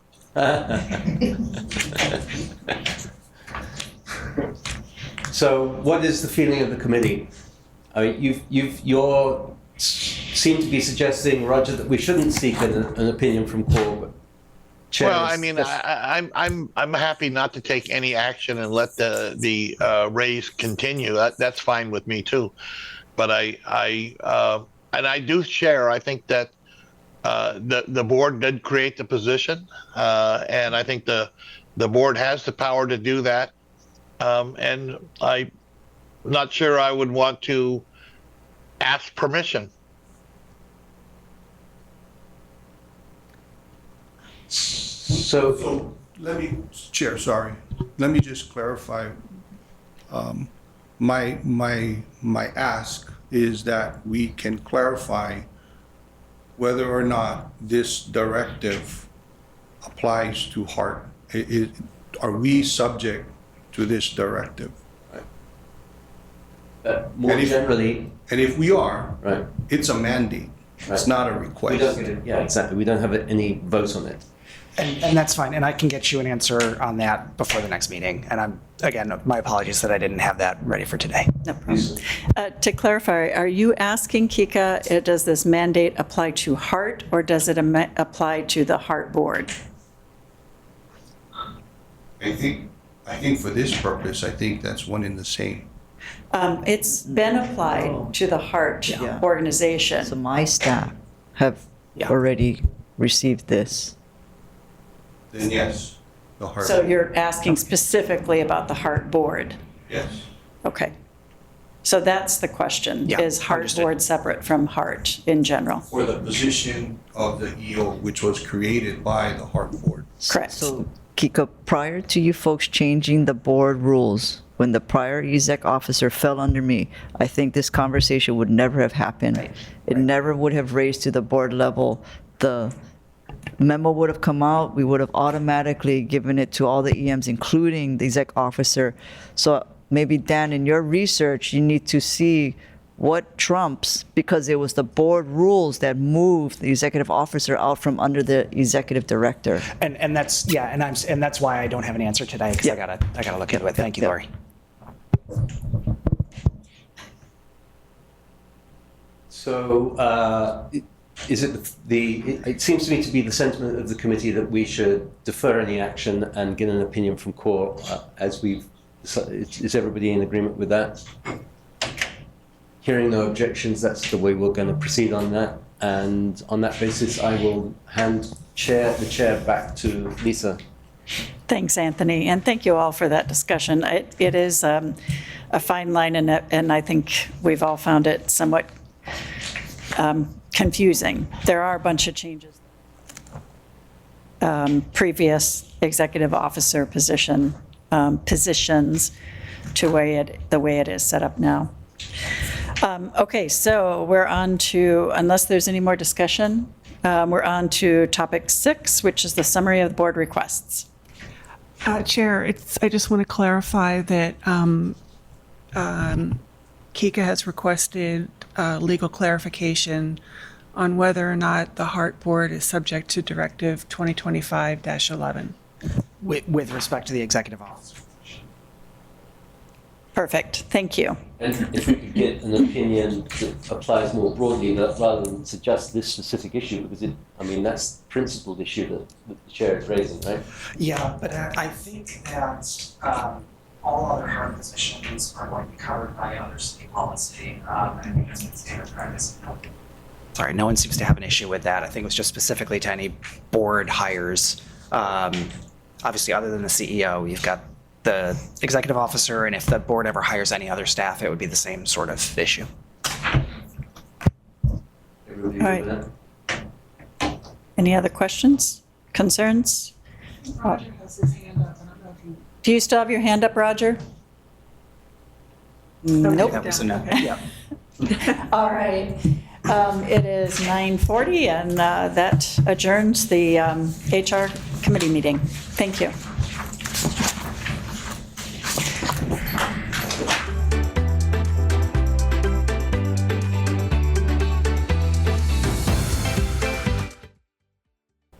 And Ed Sniffen is excused. We have a quorum. Is there any public testimony in the room or online? Hearing none, we'll move on to item number 3, Senate Bill 2662, relating to government accountability. So, in the past, we would have had. Mike's willing to. Oh, Mike's willing. He's been told. He'd be told to fill in. Okay.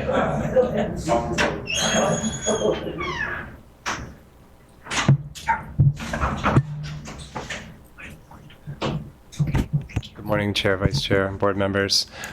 So just kind of an overview of SB 2662, which is a new bill that was introduced this year at the state ledge. The title of SB 2662 is Relating to Government Accountability. And the description is fairly extensive, so I'll try to summarize as best I can. But essentially what this bill does is require purchasing agencies at the county and state level to provide somewhat extensive justification for hiring external consultants. And so this bill, as I mentioned, was introduced this year. It's a Senate bill. It was referred to 2 Senate committees. It's in the process of making its way through those Senate committees. It just passed out of one. It passed out of one committee on February 10th. and was referred to the second committee, and it was amended. It was passed with amendments, and I unfortunately, the amended version of the measure was just posted this morning, and I haven't had a chance to fully digest it. As I mentioned, this SB 2662, requires these purchasing agencies to provide extensive justification for hiring external consultants. When I briefly reviewed the amended version, the justification requirements were somewhat watered down, so to speak, somewhat reduced, but there are still requirements in there for justification. I just, like I said, the amended draft was just posted this morning, so I haven't had a chance to fully kind of digest it. But that's what that bill is. You know, as we know, it still has to pass this other committee that it was referred to in the Senate, and then cross over to the House and go through whatever committees it gets referred to there. But it's got a long way to go before it, you know, before it passes and ultimately becomes a law, and who knows if that'll happen. But it is moving. It's not just stalled somewhere. So happy to take any questions on that. Well, I mean, I'm interested to know what the CEO thinks of this. My understanding when I joined the board is that one of the things you did when you came was you said, we got way too many consultants, and you started slashing them all away. So in principle, it seems to me you might agree with this, but I'm Sure. discuss it. No, you're absolutely right. Our first prerogative is always to hire city staff. But in the absence of that, we have no choice. We have to hire consultants, and yes, they are expensive, but we need to keep moving. So I think the testimony from the other state departments, I think none of the city departments made any comments.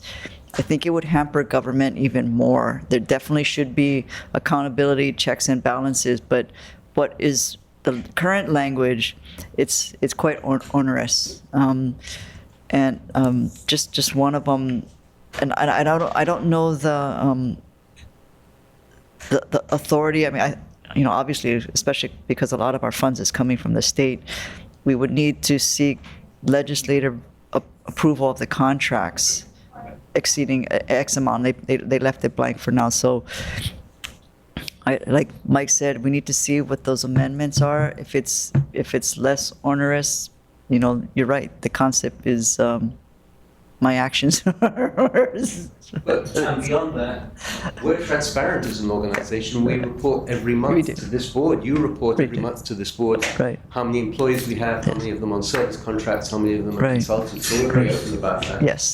Yes, correct. You know, one thing I'll just mention too, Anthony, that again, without having read the fully amended version, but scanning the committee report that was released by the committee it was referred out of, some of the testimony that was received was just from a practical or logistical standpoint, having the state auditor's office or whatever agency that would be tasked with kind of monitoring and enforcing compliance with this rule, there was definitely an expression of how are we going to do this? I mean, this is a lot to keep track of and monitor. And I'll also note too that in the committee report that the committee did, and I'm going to read the exact language right here because it's just a short sentence. They did add a language to the amendment clarifying that the requirement does not apply to the contracting of external consultants for technical or specialized expertise unavailable in the department. And that's, of course, you know, the main reason why HART has its relies on consultants.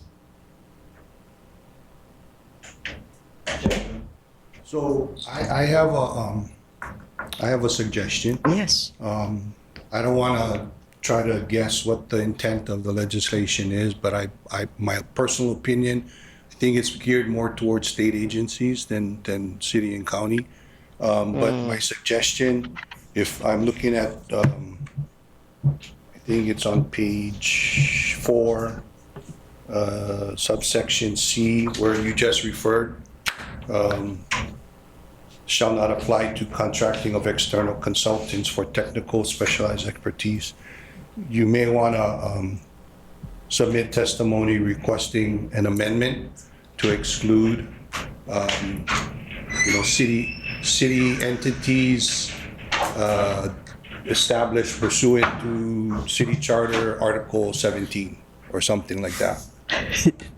Yeah, I think from a city's perspective, I know our purchasing department has grave concerns over the bill, though they haven't put in testimony. And I think our concern at DTS, it would have a devastating impact on us because it, besides the specialized, it would prevent us from hiring consultants as project managers, and we do that routinely.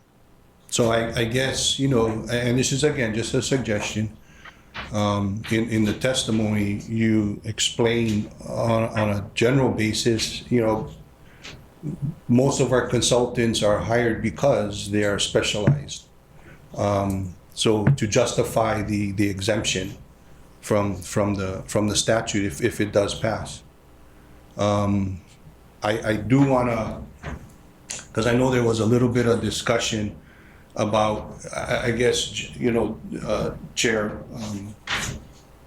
I think in the past, the practice has been, and I'm not clear actually, but if there's a position on legislation that HART has to seek approval from the board before they can speak on something. And, the legislative session moves so quickly, as we all know. And there's very short windows of opportunity to weigh in on issues like this. So I took a look at this one, and I believe on this particular bill, because it relates to issues and responsibilities and duties that fall squarely, in my opinion, under the CEO's roles and responsibilities, I think that for this particular bill, because of the subject matter, is not subject to board approval because it falls under her responsibilities. So if I'm reading our rules correctly, and I think I have the last updated one, Section 3.2 gives the executive director the ability to take positions on matters at the legislature as well as city council and other government agencies, limited to factual matters that pertain specifically to the execution of the executive director's powers and duties. So I guess what I'm saying is that I don't think that the board has to give her permission for these types of matters. However, I think it's important that the executive director and HART keeps the board informed and apprised of these kinds of issues, regardless of whether or not you need approval, but just as a point of information so that we all understand what's at stake here, because it could impact HART in general, if I'm making myself clear. No, that's a good catch, actually, the fact that CEO doesn't necessarily have to come to the board for authorization to testify at the ledge on this issue because of the nature of the matter. And I remember this has come up in the past, and we've been hamstrung. We haven't been able to move fast enough to authorize testimony. So that's a very good point. So you could go and tell the ledge exactly what you think of this legislation. Well, so there's a lot of trust, right? And we got to make sure, I think, having this discussion and so that the board can understand what the issue is and what the position of the HART administration is, so the board can kind of weigh in and give opinions, would be helpful so that we're all in the loop and make sure our message is consistent. Yeah, I note that in the testimony, I did not see any testimony in support of the bill. I did see testimony from numerous state departments, including the State Department of Transportation, opposing it, strongly opposing it. And the gist of the DOT's concern was the DOT, like many state agencies, relies on external consultants to provide specialized expertise, augment our workforce during peak periods, and assist with complex projects that require specific technical knowledge. The proposed restrictions and additional administrative burdens could severely hamper our ability to access these critical resources in a timely manner. That's the view that we have at the Department of Transportation Services as well. That might have caused them to amend it and include those exclusions, right? But for our purposes, we might want to just clarify it so it's clear that we're excluded. I mean, as a general matter, this is an area where the reasonable interest of the legislature in having accountability and transparency also butts up against what should be another interest of theirs, which is to make government more efficient. And this is a bill that threatens to gum things up and make government less efficient. And I think we need to make that clear. And I think in your testimony you could say, I don't like hiring consultants. If you want to know, I've fired, I don't know how many you've fired, but you've let go a lot of them. To make clear that it's not that we're jealously guarding this because we want to do all of our work on the basis of consultants. No, we don't. But we need them from time to time.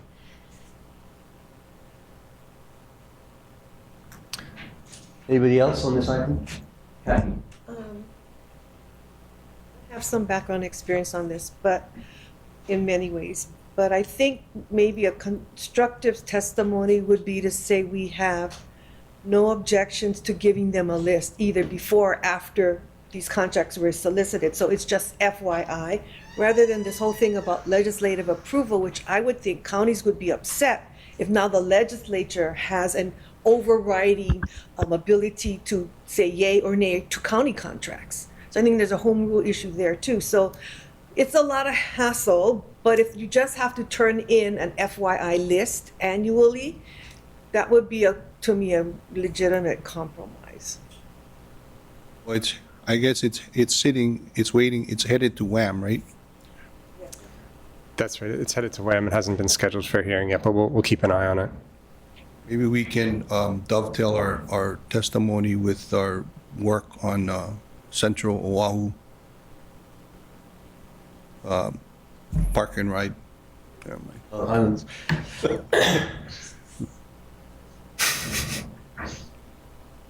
Any other comments on this item?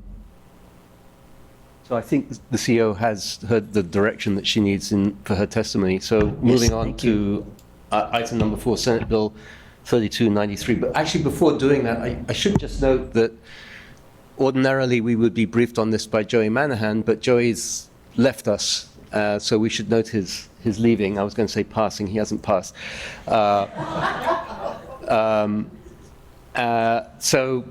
Mike. Chair. Sorry. Sorry, go ahead. Never mind. So, Mike, would you like to speak to SB 3293?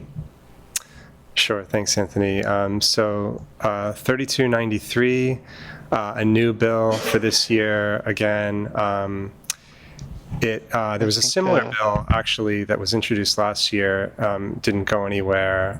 But basically, the title of this bill is relating to taxation, and what it does essentially is extend the GET and TAT subsidy for the project past 2030, which is the current expiration date. It proposes to extend it indefinitely past 2030, but at reduced rates. It also allows those funds to be used for tasks other than just constructing the system. It allows the funds to be used for operation and maintenance, various TOD purposes, et cetera. But as I mentioned, it's been introduced. It's gotten a dual referral to 2 committees, including WHAM. But that happened on February 2nd, and it hasn't been scheduled for a hearing yet. And the deadline for the committees for these bills to get heard and then get crossover is coming up pretty quickly. And it's my estimation that this bill is not going to really go anywhere this year.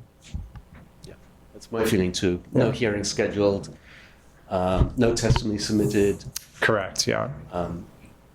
Natalie. Yeah, isn't this the one where the county mayors already said that was a different one? This one's just for whatever they say, a county with 500,000 population, right? It only That's right. applies to. That's the- right. Okay, Yeah. thank you. As I understand it, the county mayor's initiative was to just continue the GET surcharge at the current rate. And as I understand it, the speaker basically said, not this year, go away. So the mayor's effort went away. This is the only surviving bill on this matter, from what I've been able to see. And it's not going anywhere. Yeah, technically speaking, Anthony, there's two bills, this one and another one that's almost exactly the same, that has a similar sponsor, that was introduced last year, carried over into this session. But just like this bill, it's really the only difference, or one of the major differences, is that that other bill was co-sponsored by about 4 or 5 introducers or legislators. And all except one dropped off, and then there was just a single sponsor for this bill this year. And I didn't catch that bill. I know that Senator Elefante usually introduces a bill every year. I believe he was a co-sponsor on the one that got carried over from last year. Yeah. Yeah. Roger, Yes. your hand is up. Did you want to say something? No. I'm sorry. Chair. Yeah, just so this bill, as was mentioned, was a double referral. The deadline actually to be heard was yesterday. So in essence, it's not moving forward. However, we all know how bills can somehow reappear down the road. So, as a practical matter, we might want to consider, and Laura and I have had some discussions on the side, but for government affairs, if HART can identify upfront, once the bills all drop, what bills could potentially affect HART, and make a list and maybe meet right away and take a general position on it. And if we have to take positions via resolutions for items that fall outside of Lori's direct roles and responsibilities, we can take it at that time. So similar to what we did with Bill 60, we took a general position so that Lori and her team has the ability to move quickly.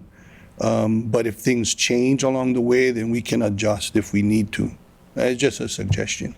I think it's a great suggestion. And in the past, I would talk with Joey, and we would discuss what bills would be worth bringing to the board. And I mean, typically, most of these issues just die before they get anywhere. But obviously, I think the importance of this bill is it's an election year. I think most people feel that there was no way the Ledge was even going to consider extending the GET surcharge in an election year, because it could be perceived as a tax increase, but potentially next year. And I think we ought to be prepared and be aware of the fact that there are members of the Ledge who support the idea of continuing the GET surcharge, but who are also proposing at the same time that the percentage that HART receives gets cut. And I think we should be ready for that conversation. So I think maybe it would be a good idea for the Government Affairs Committee to meet at some point before the next session next year, to have its ducks in a row, to have some positions laid out. You agreed, CEO? Okay. Any other thoughts, comments on this item? Hearing none, we'll move on to the last item, which is a summary of committee member requests. I don't think we have any requests, do we? No, Chair, there are no requests. Hearing none, then I declare this committee meeting adjourned and pass the torch back to you, Kika. 5-minute break? Okay, thank you. Okay, thank you. 10:05.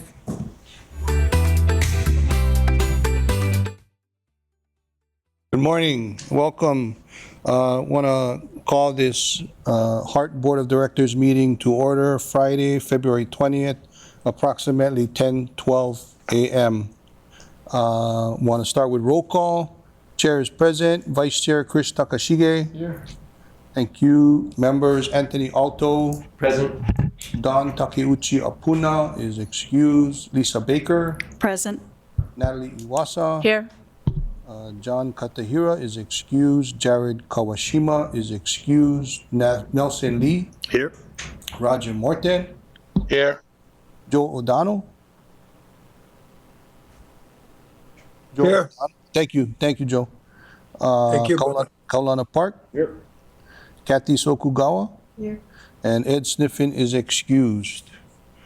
Okay, item number 2, public testimony. Is there anybody in the public or online that would like to provide testimony on any of the agenda items?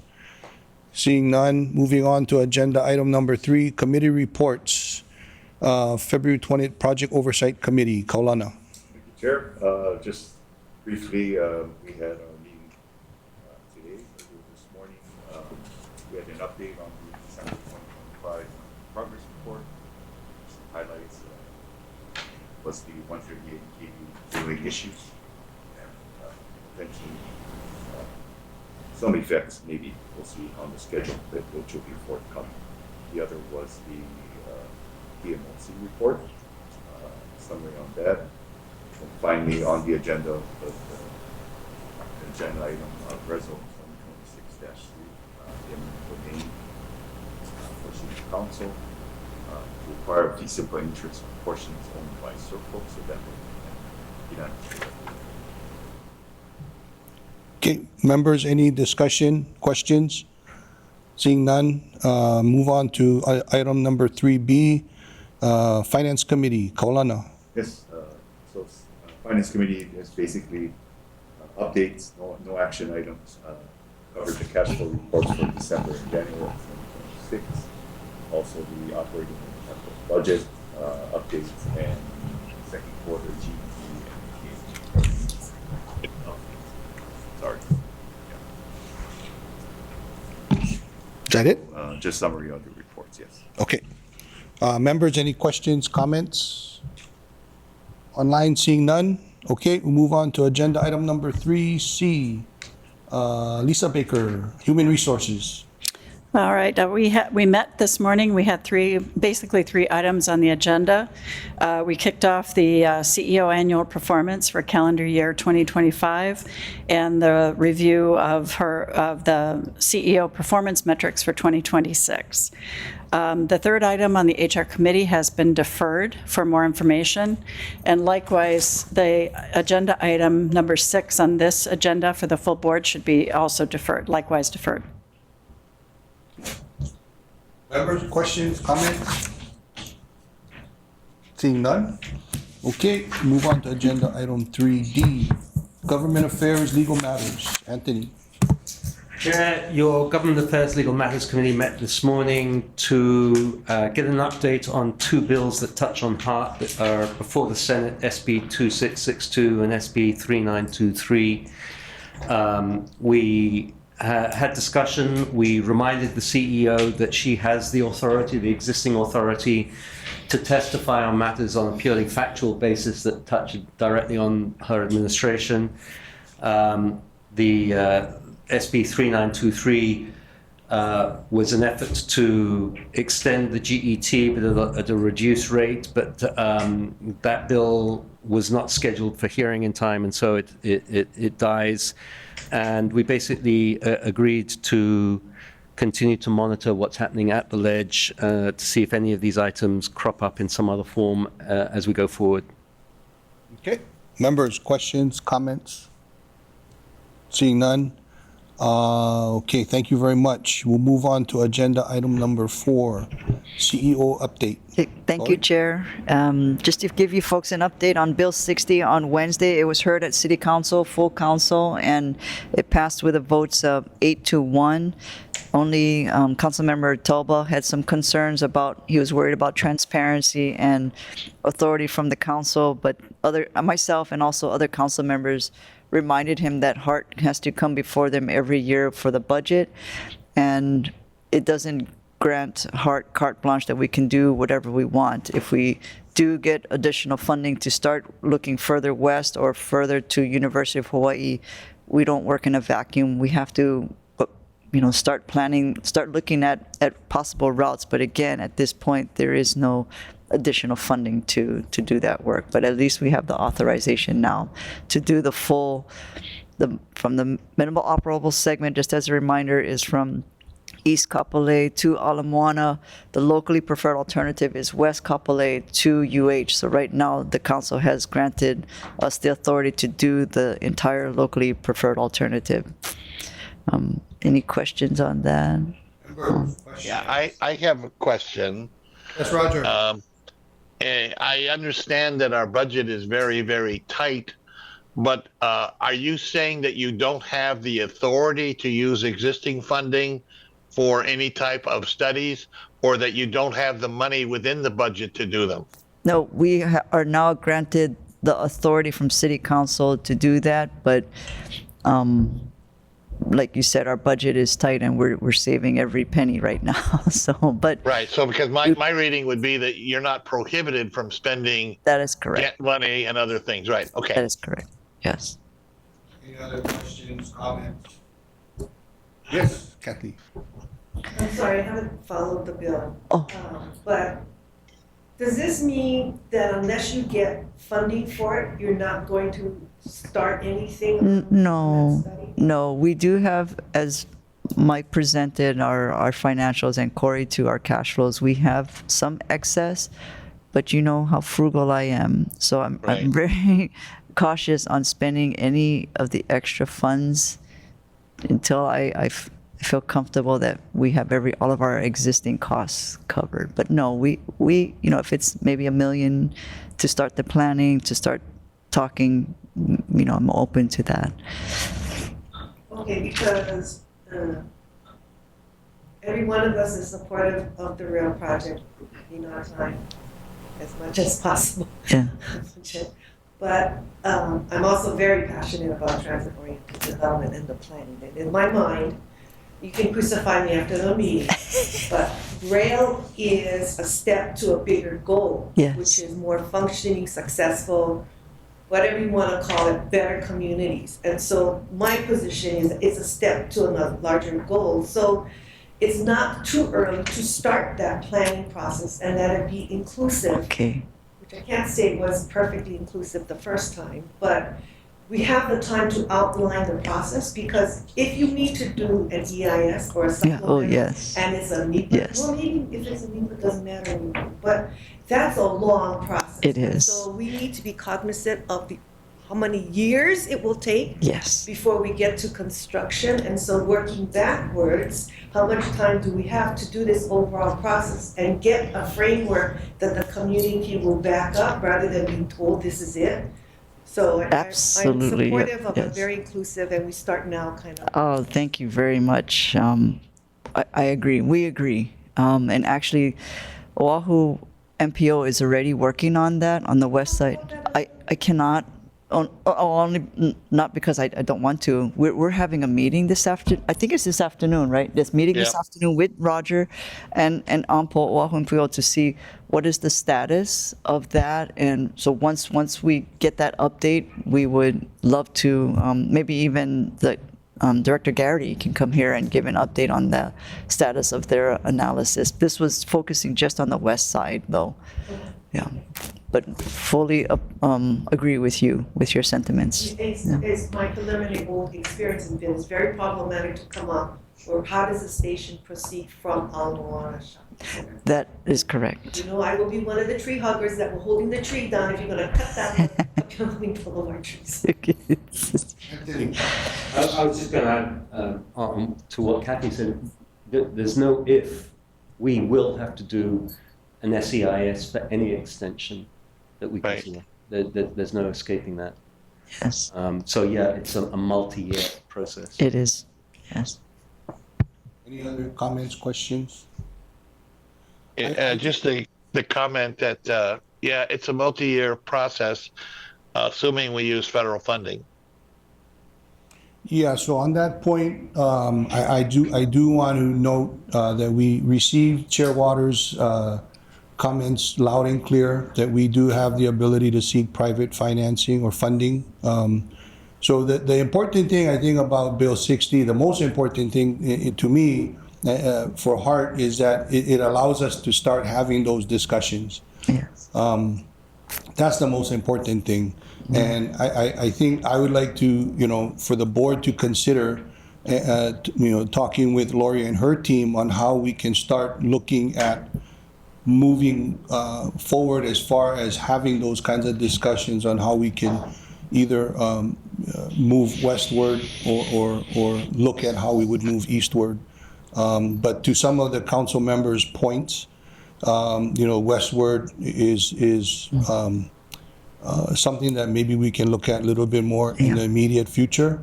We'd love to have discussions with AMPO and see what their thoughts and plans are. Okay. And see if we can kind of integrate, or at least, be part of what they're looking at. Okay. But I think that's the exciting thing. Yeah. And the one takeaway is that we have to work on getting the confidence of the member from Eva Beach, because I think his community will be impacted the most by what we're trying to do here.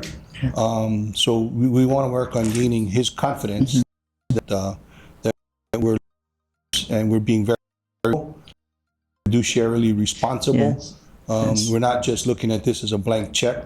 So we appreciate the work of your staff, you and your staff, on moving this bill through. It wasn't our initiative.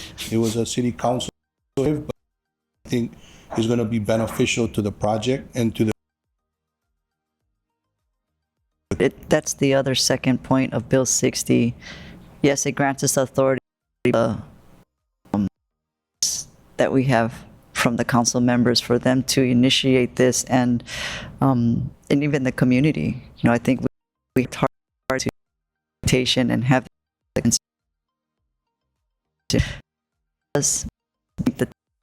has improved dramatically over the years.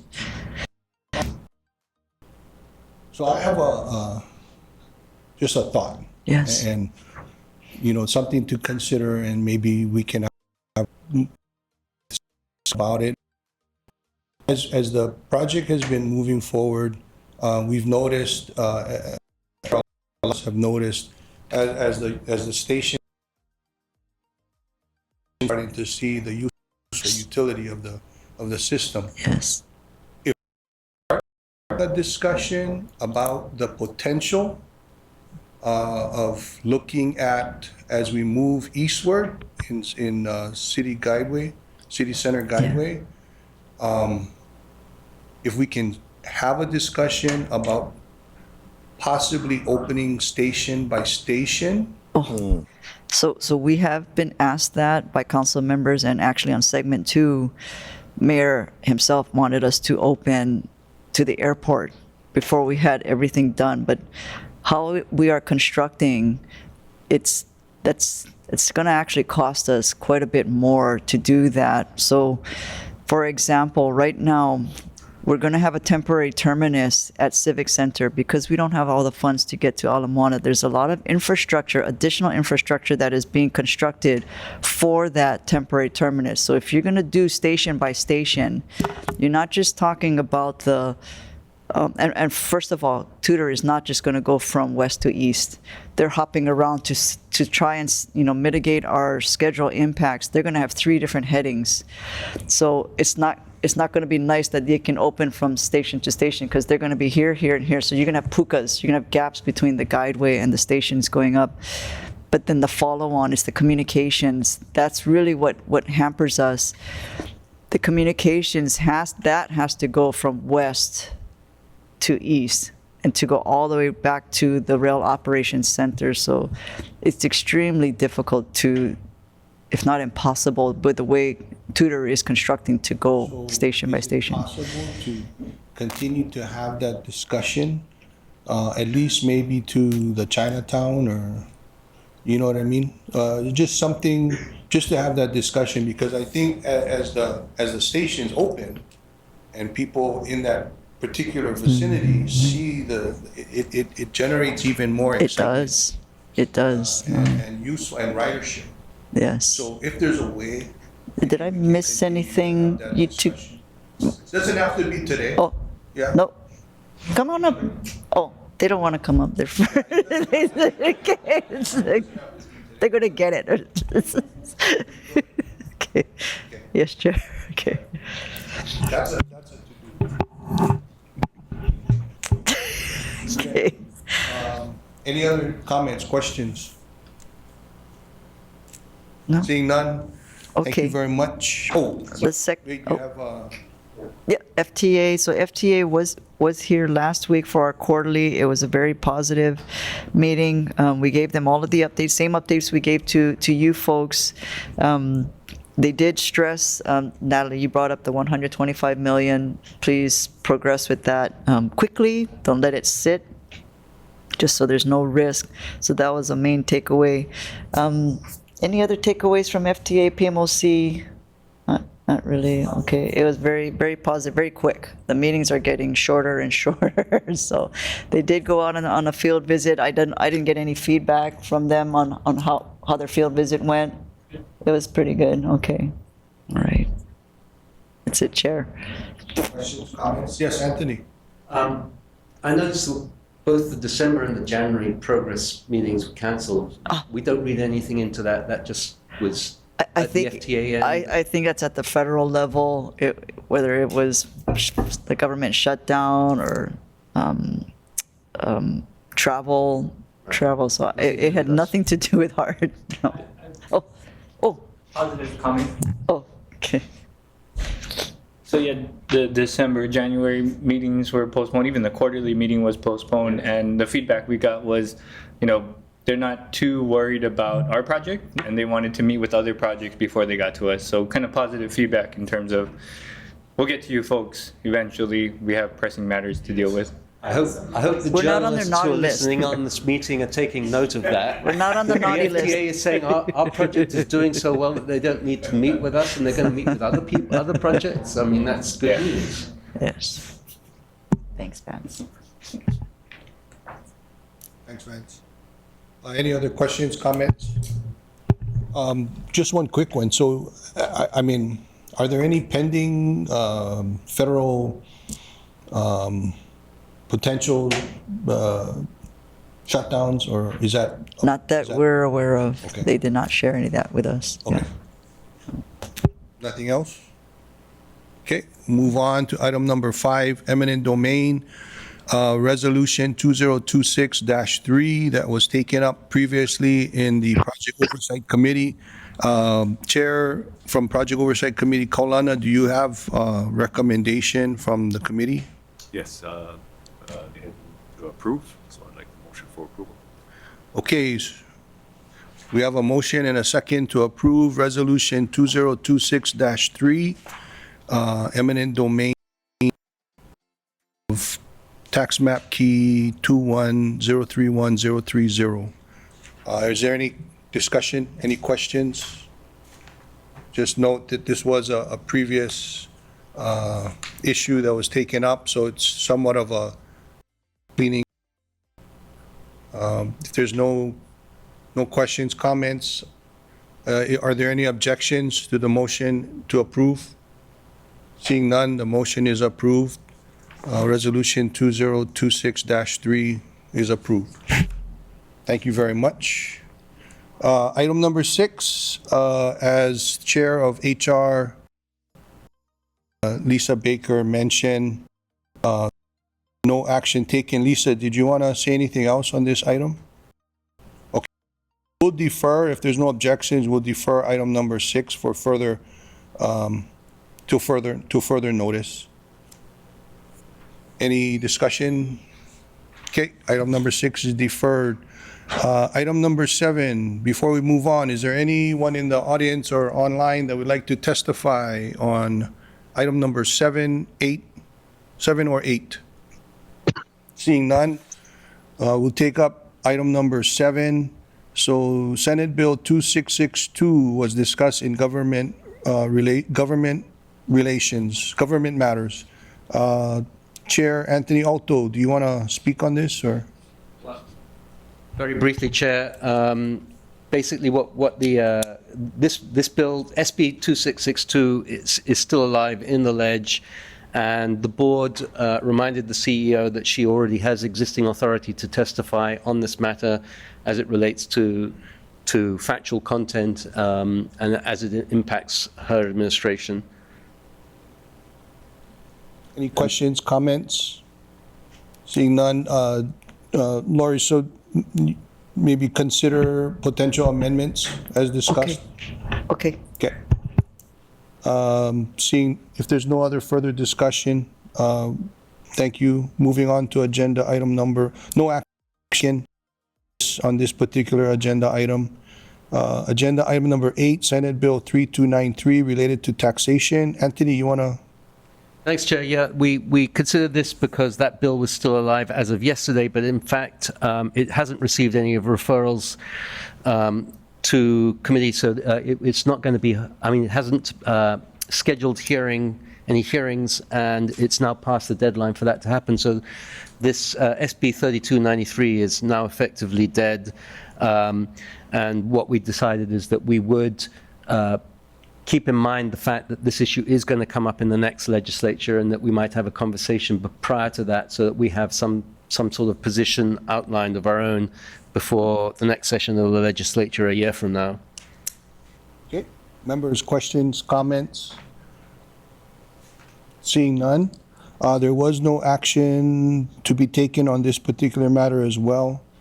And that takes us to agenda item number 9, summary of board member requests. Thank you, Chair.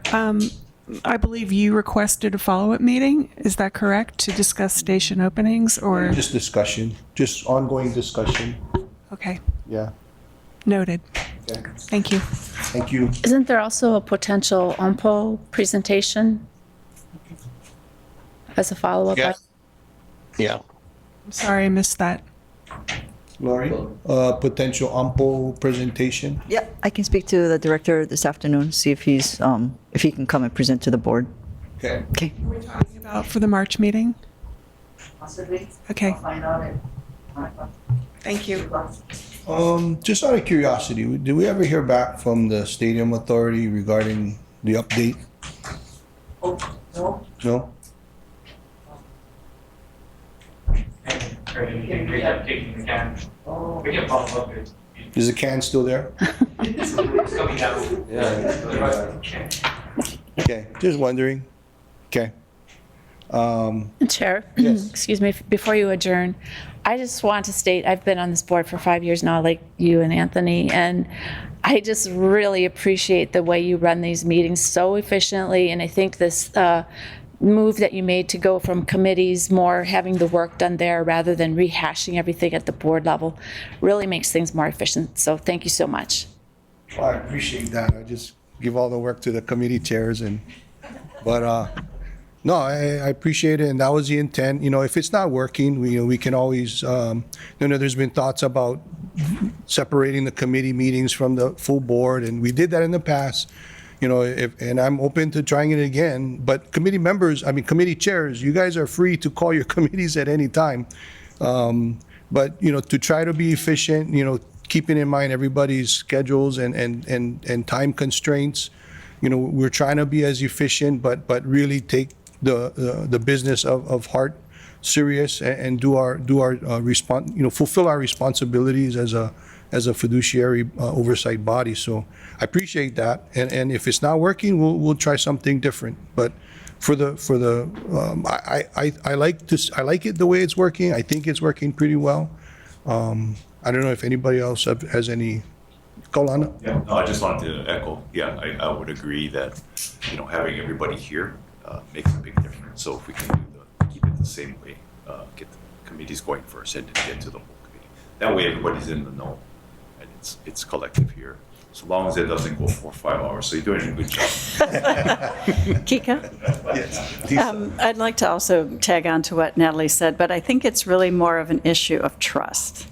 And that's what I want to say, is that I appreciate the fact that you trust that the committees are doing the job that was assigned to them, and that then we bring that back to the full board and provide that as an update or a summary. So I think it's a trust issue, and I really appreciate that. No, and this is the board, right? Everybody has an equal say, everybody has an equal vote, and chairs, you guys have full authority over your committee, and, it'll go to a vote, and it'll it'll fall the way it falls, right? Everybody is entitled to their opinions, whether it's for or against. I mean, I don't ask anybody to, force somebody to vote a certain way. If you have an opinion that's contrary to the board or even to mine, I welcome it, and we can have that discussion. 99.9% of the time, I'm pretty sure I'll be right, but, just kidding. Just kidding. But no, I mean, I appreciate that, and that's the whole thing, is try to include the board in these decisions and be inclusive. So I appreciate that. Just one more comment. Just wanted to thank, the committees are one thing, but we can't do it without Carolyn and the rest of the team that does this. So thank you, Lori, for all of your team and preparing us. And sorry if I have to call you every time. Yeah, what are we doing now? But just wanted to echo the support that you give Carolyn. Yes, Anthony. Well, while we're in the business of setting up this mutual admiration Is this the last society, meeting of the year or what? What's going on? I actually think we ought to. For the sake of the public, it's worth noting that an awful lot of work is performed by members of this board outside the board meetings. No one does more than you do, Chair. I hate to think how many hours a week are in this building going over stuff with Laurie, with other members of the staff. Pretty much every member of this board does the same thing. They work with, they do a lot of outreach to Laurie's team, and it's work that is unsung and it's uncompensated. Everybody's a volunteer, and it is a lot of work, and we're doing it all in the public interest. And you lead by example, Chair. So thank you for that. Well, appreciate all the comments, and again, if it's not working, we can always revisit it and figure out what works best. So with that said, if there's no further, and I appreciate everything that everybody does, the staff, all the board members, and everybody that participates and makes this thing work. So if there's no other board business, no other discussion, this board meeting is adjourned. It's approximately 10:40. Thank you. Thank you, Keith. Thanks, Uncle Joe.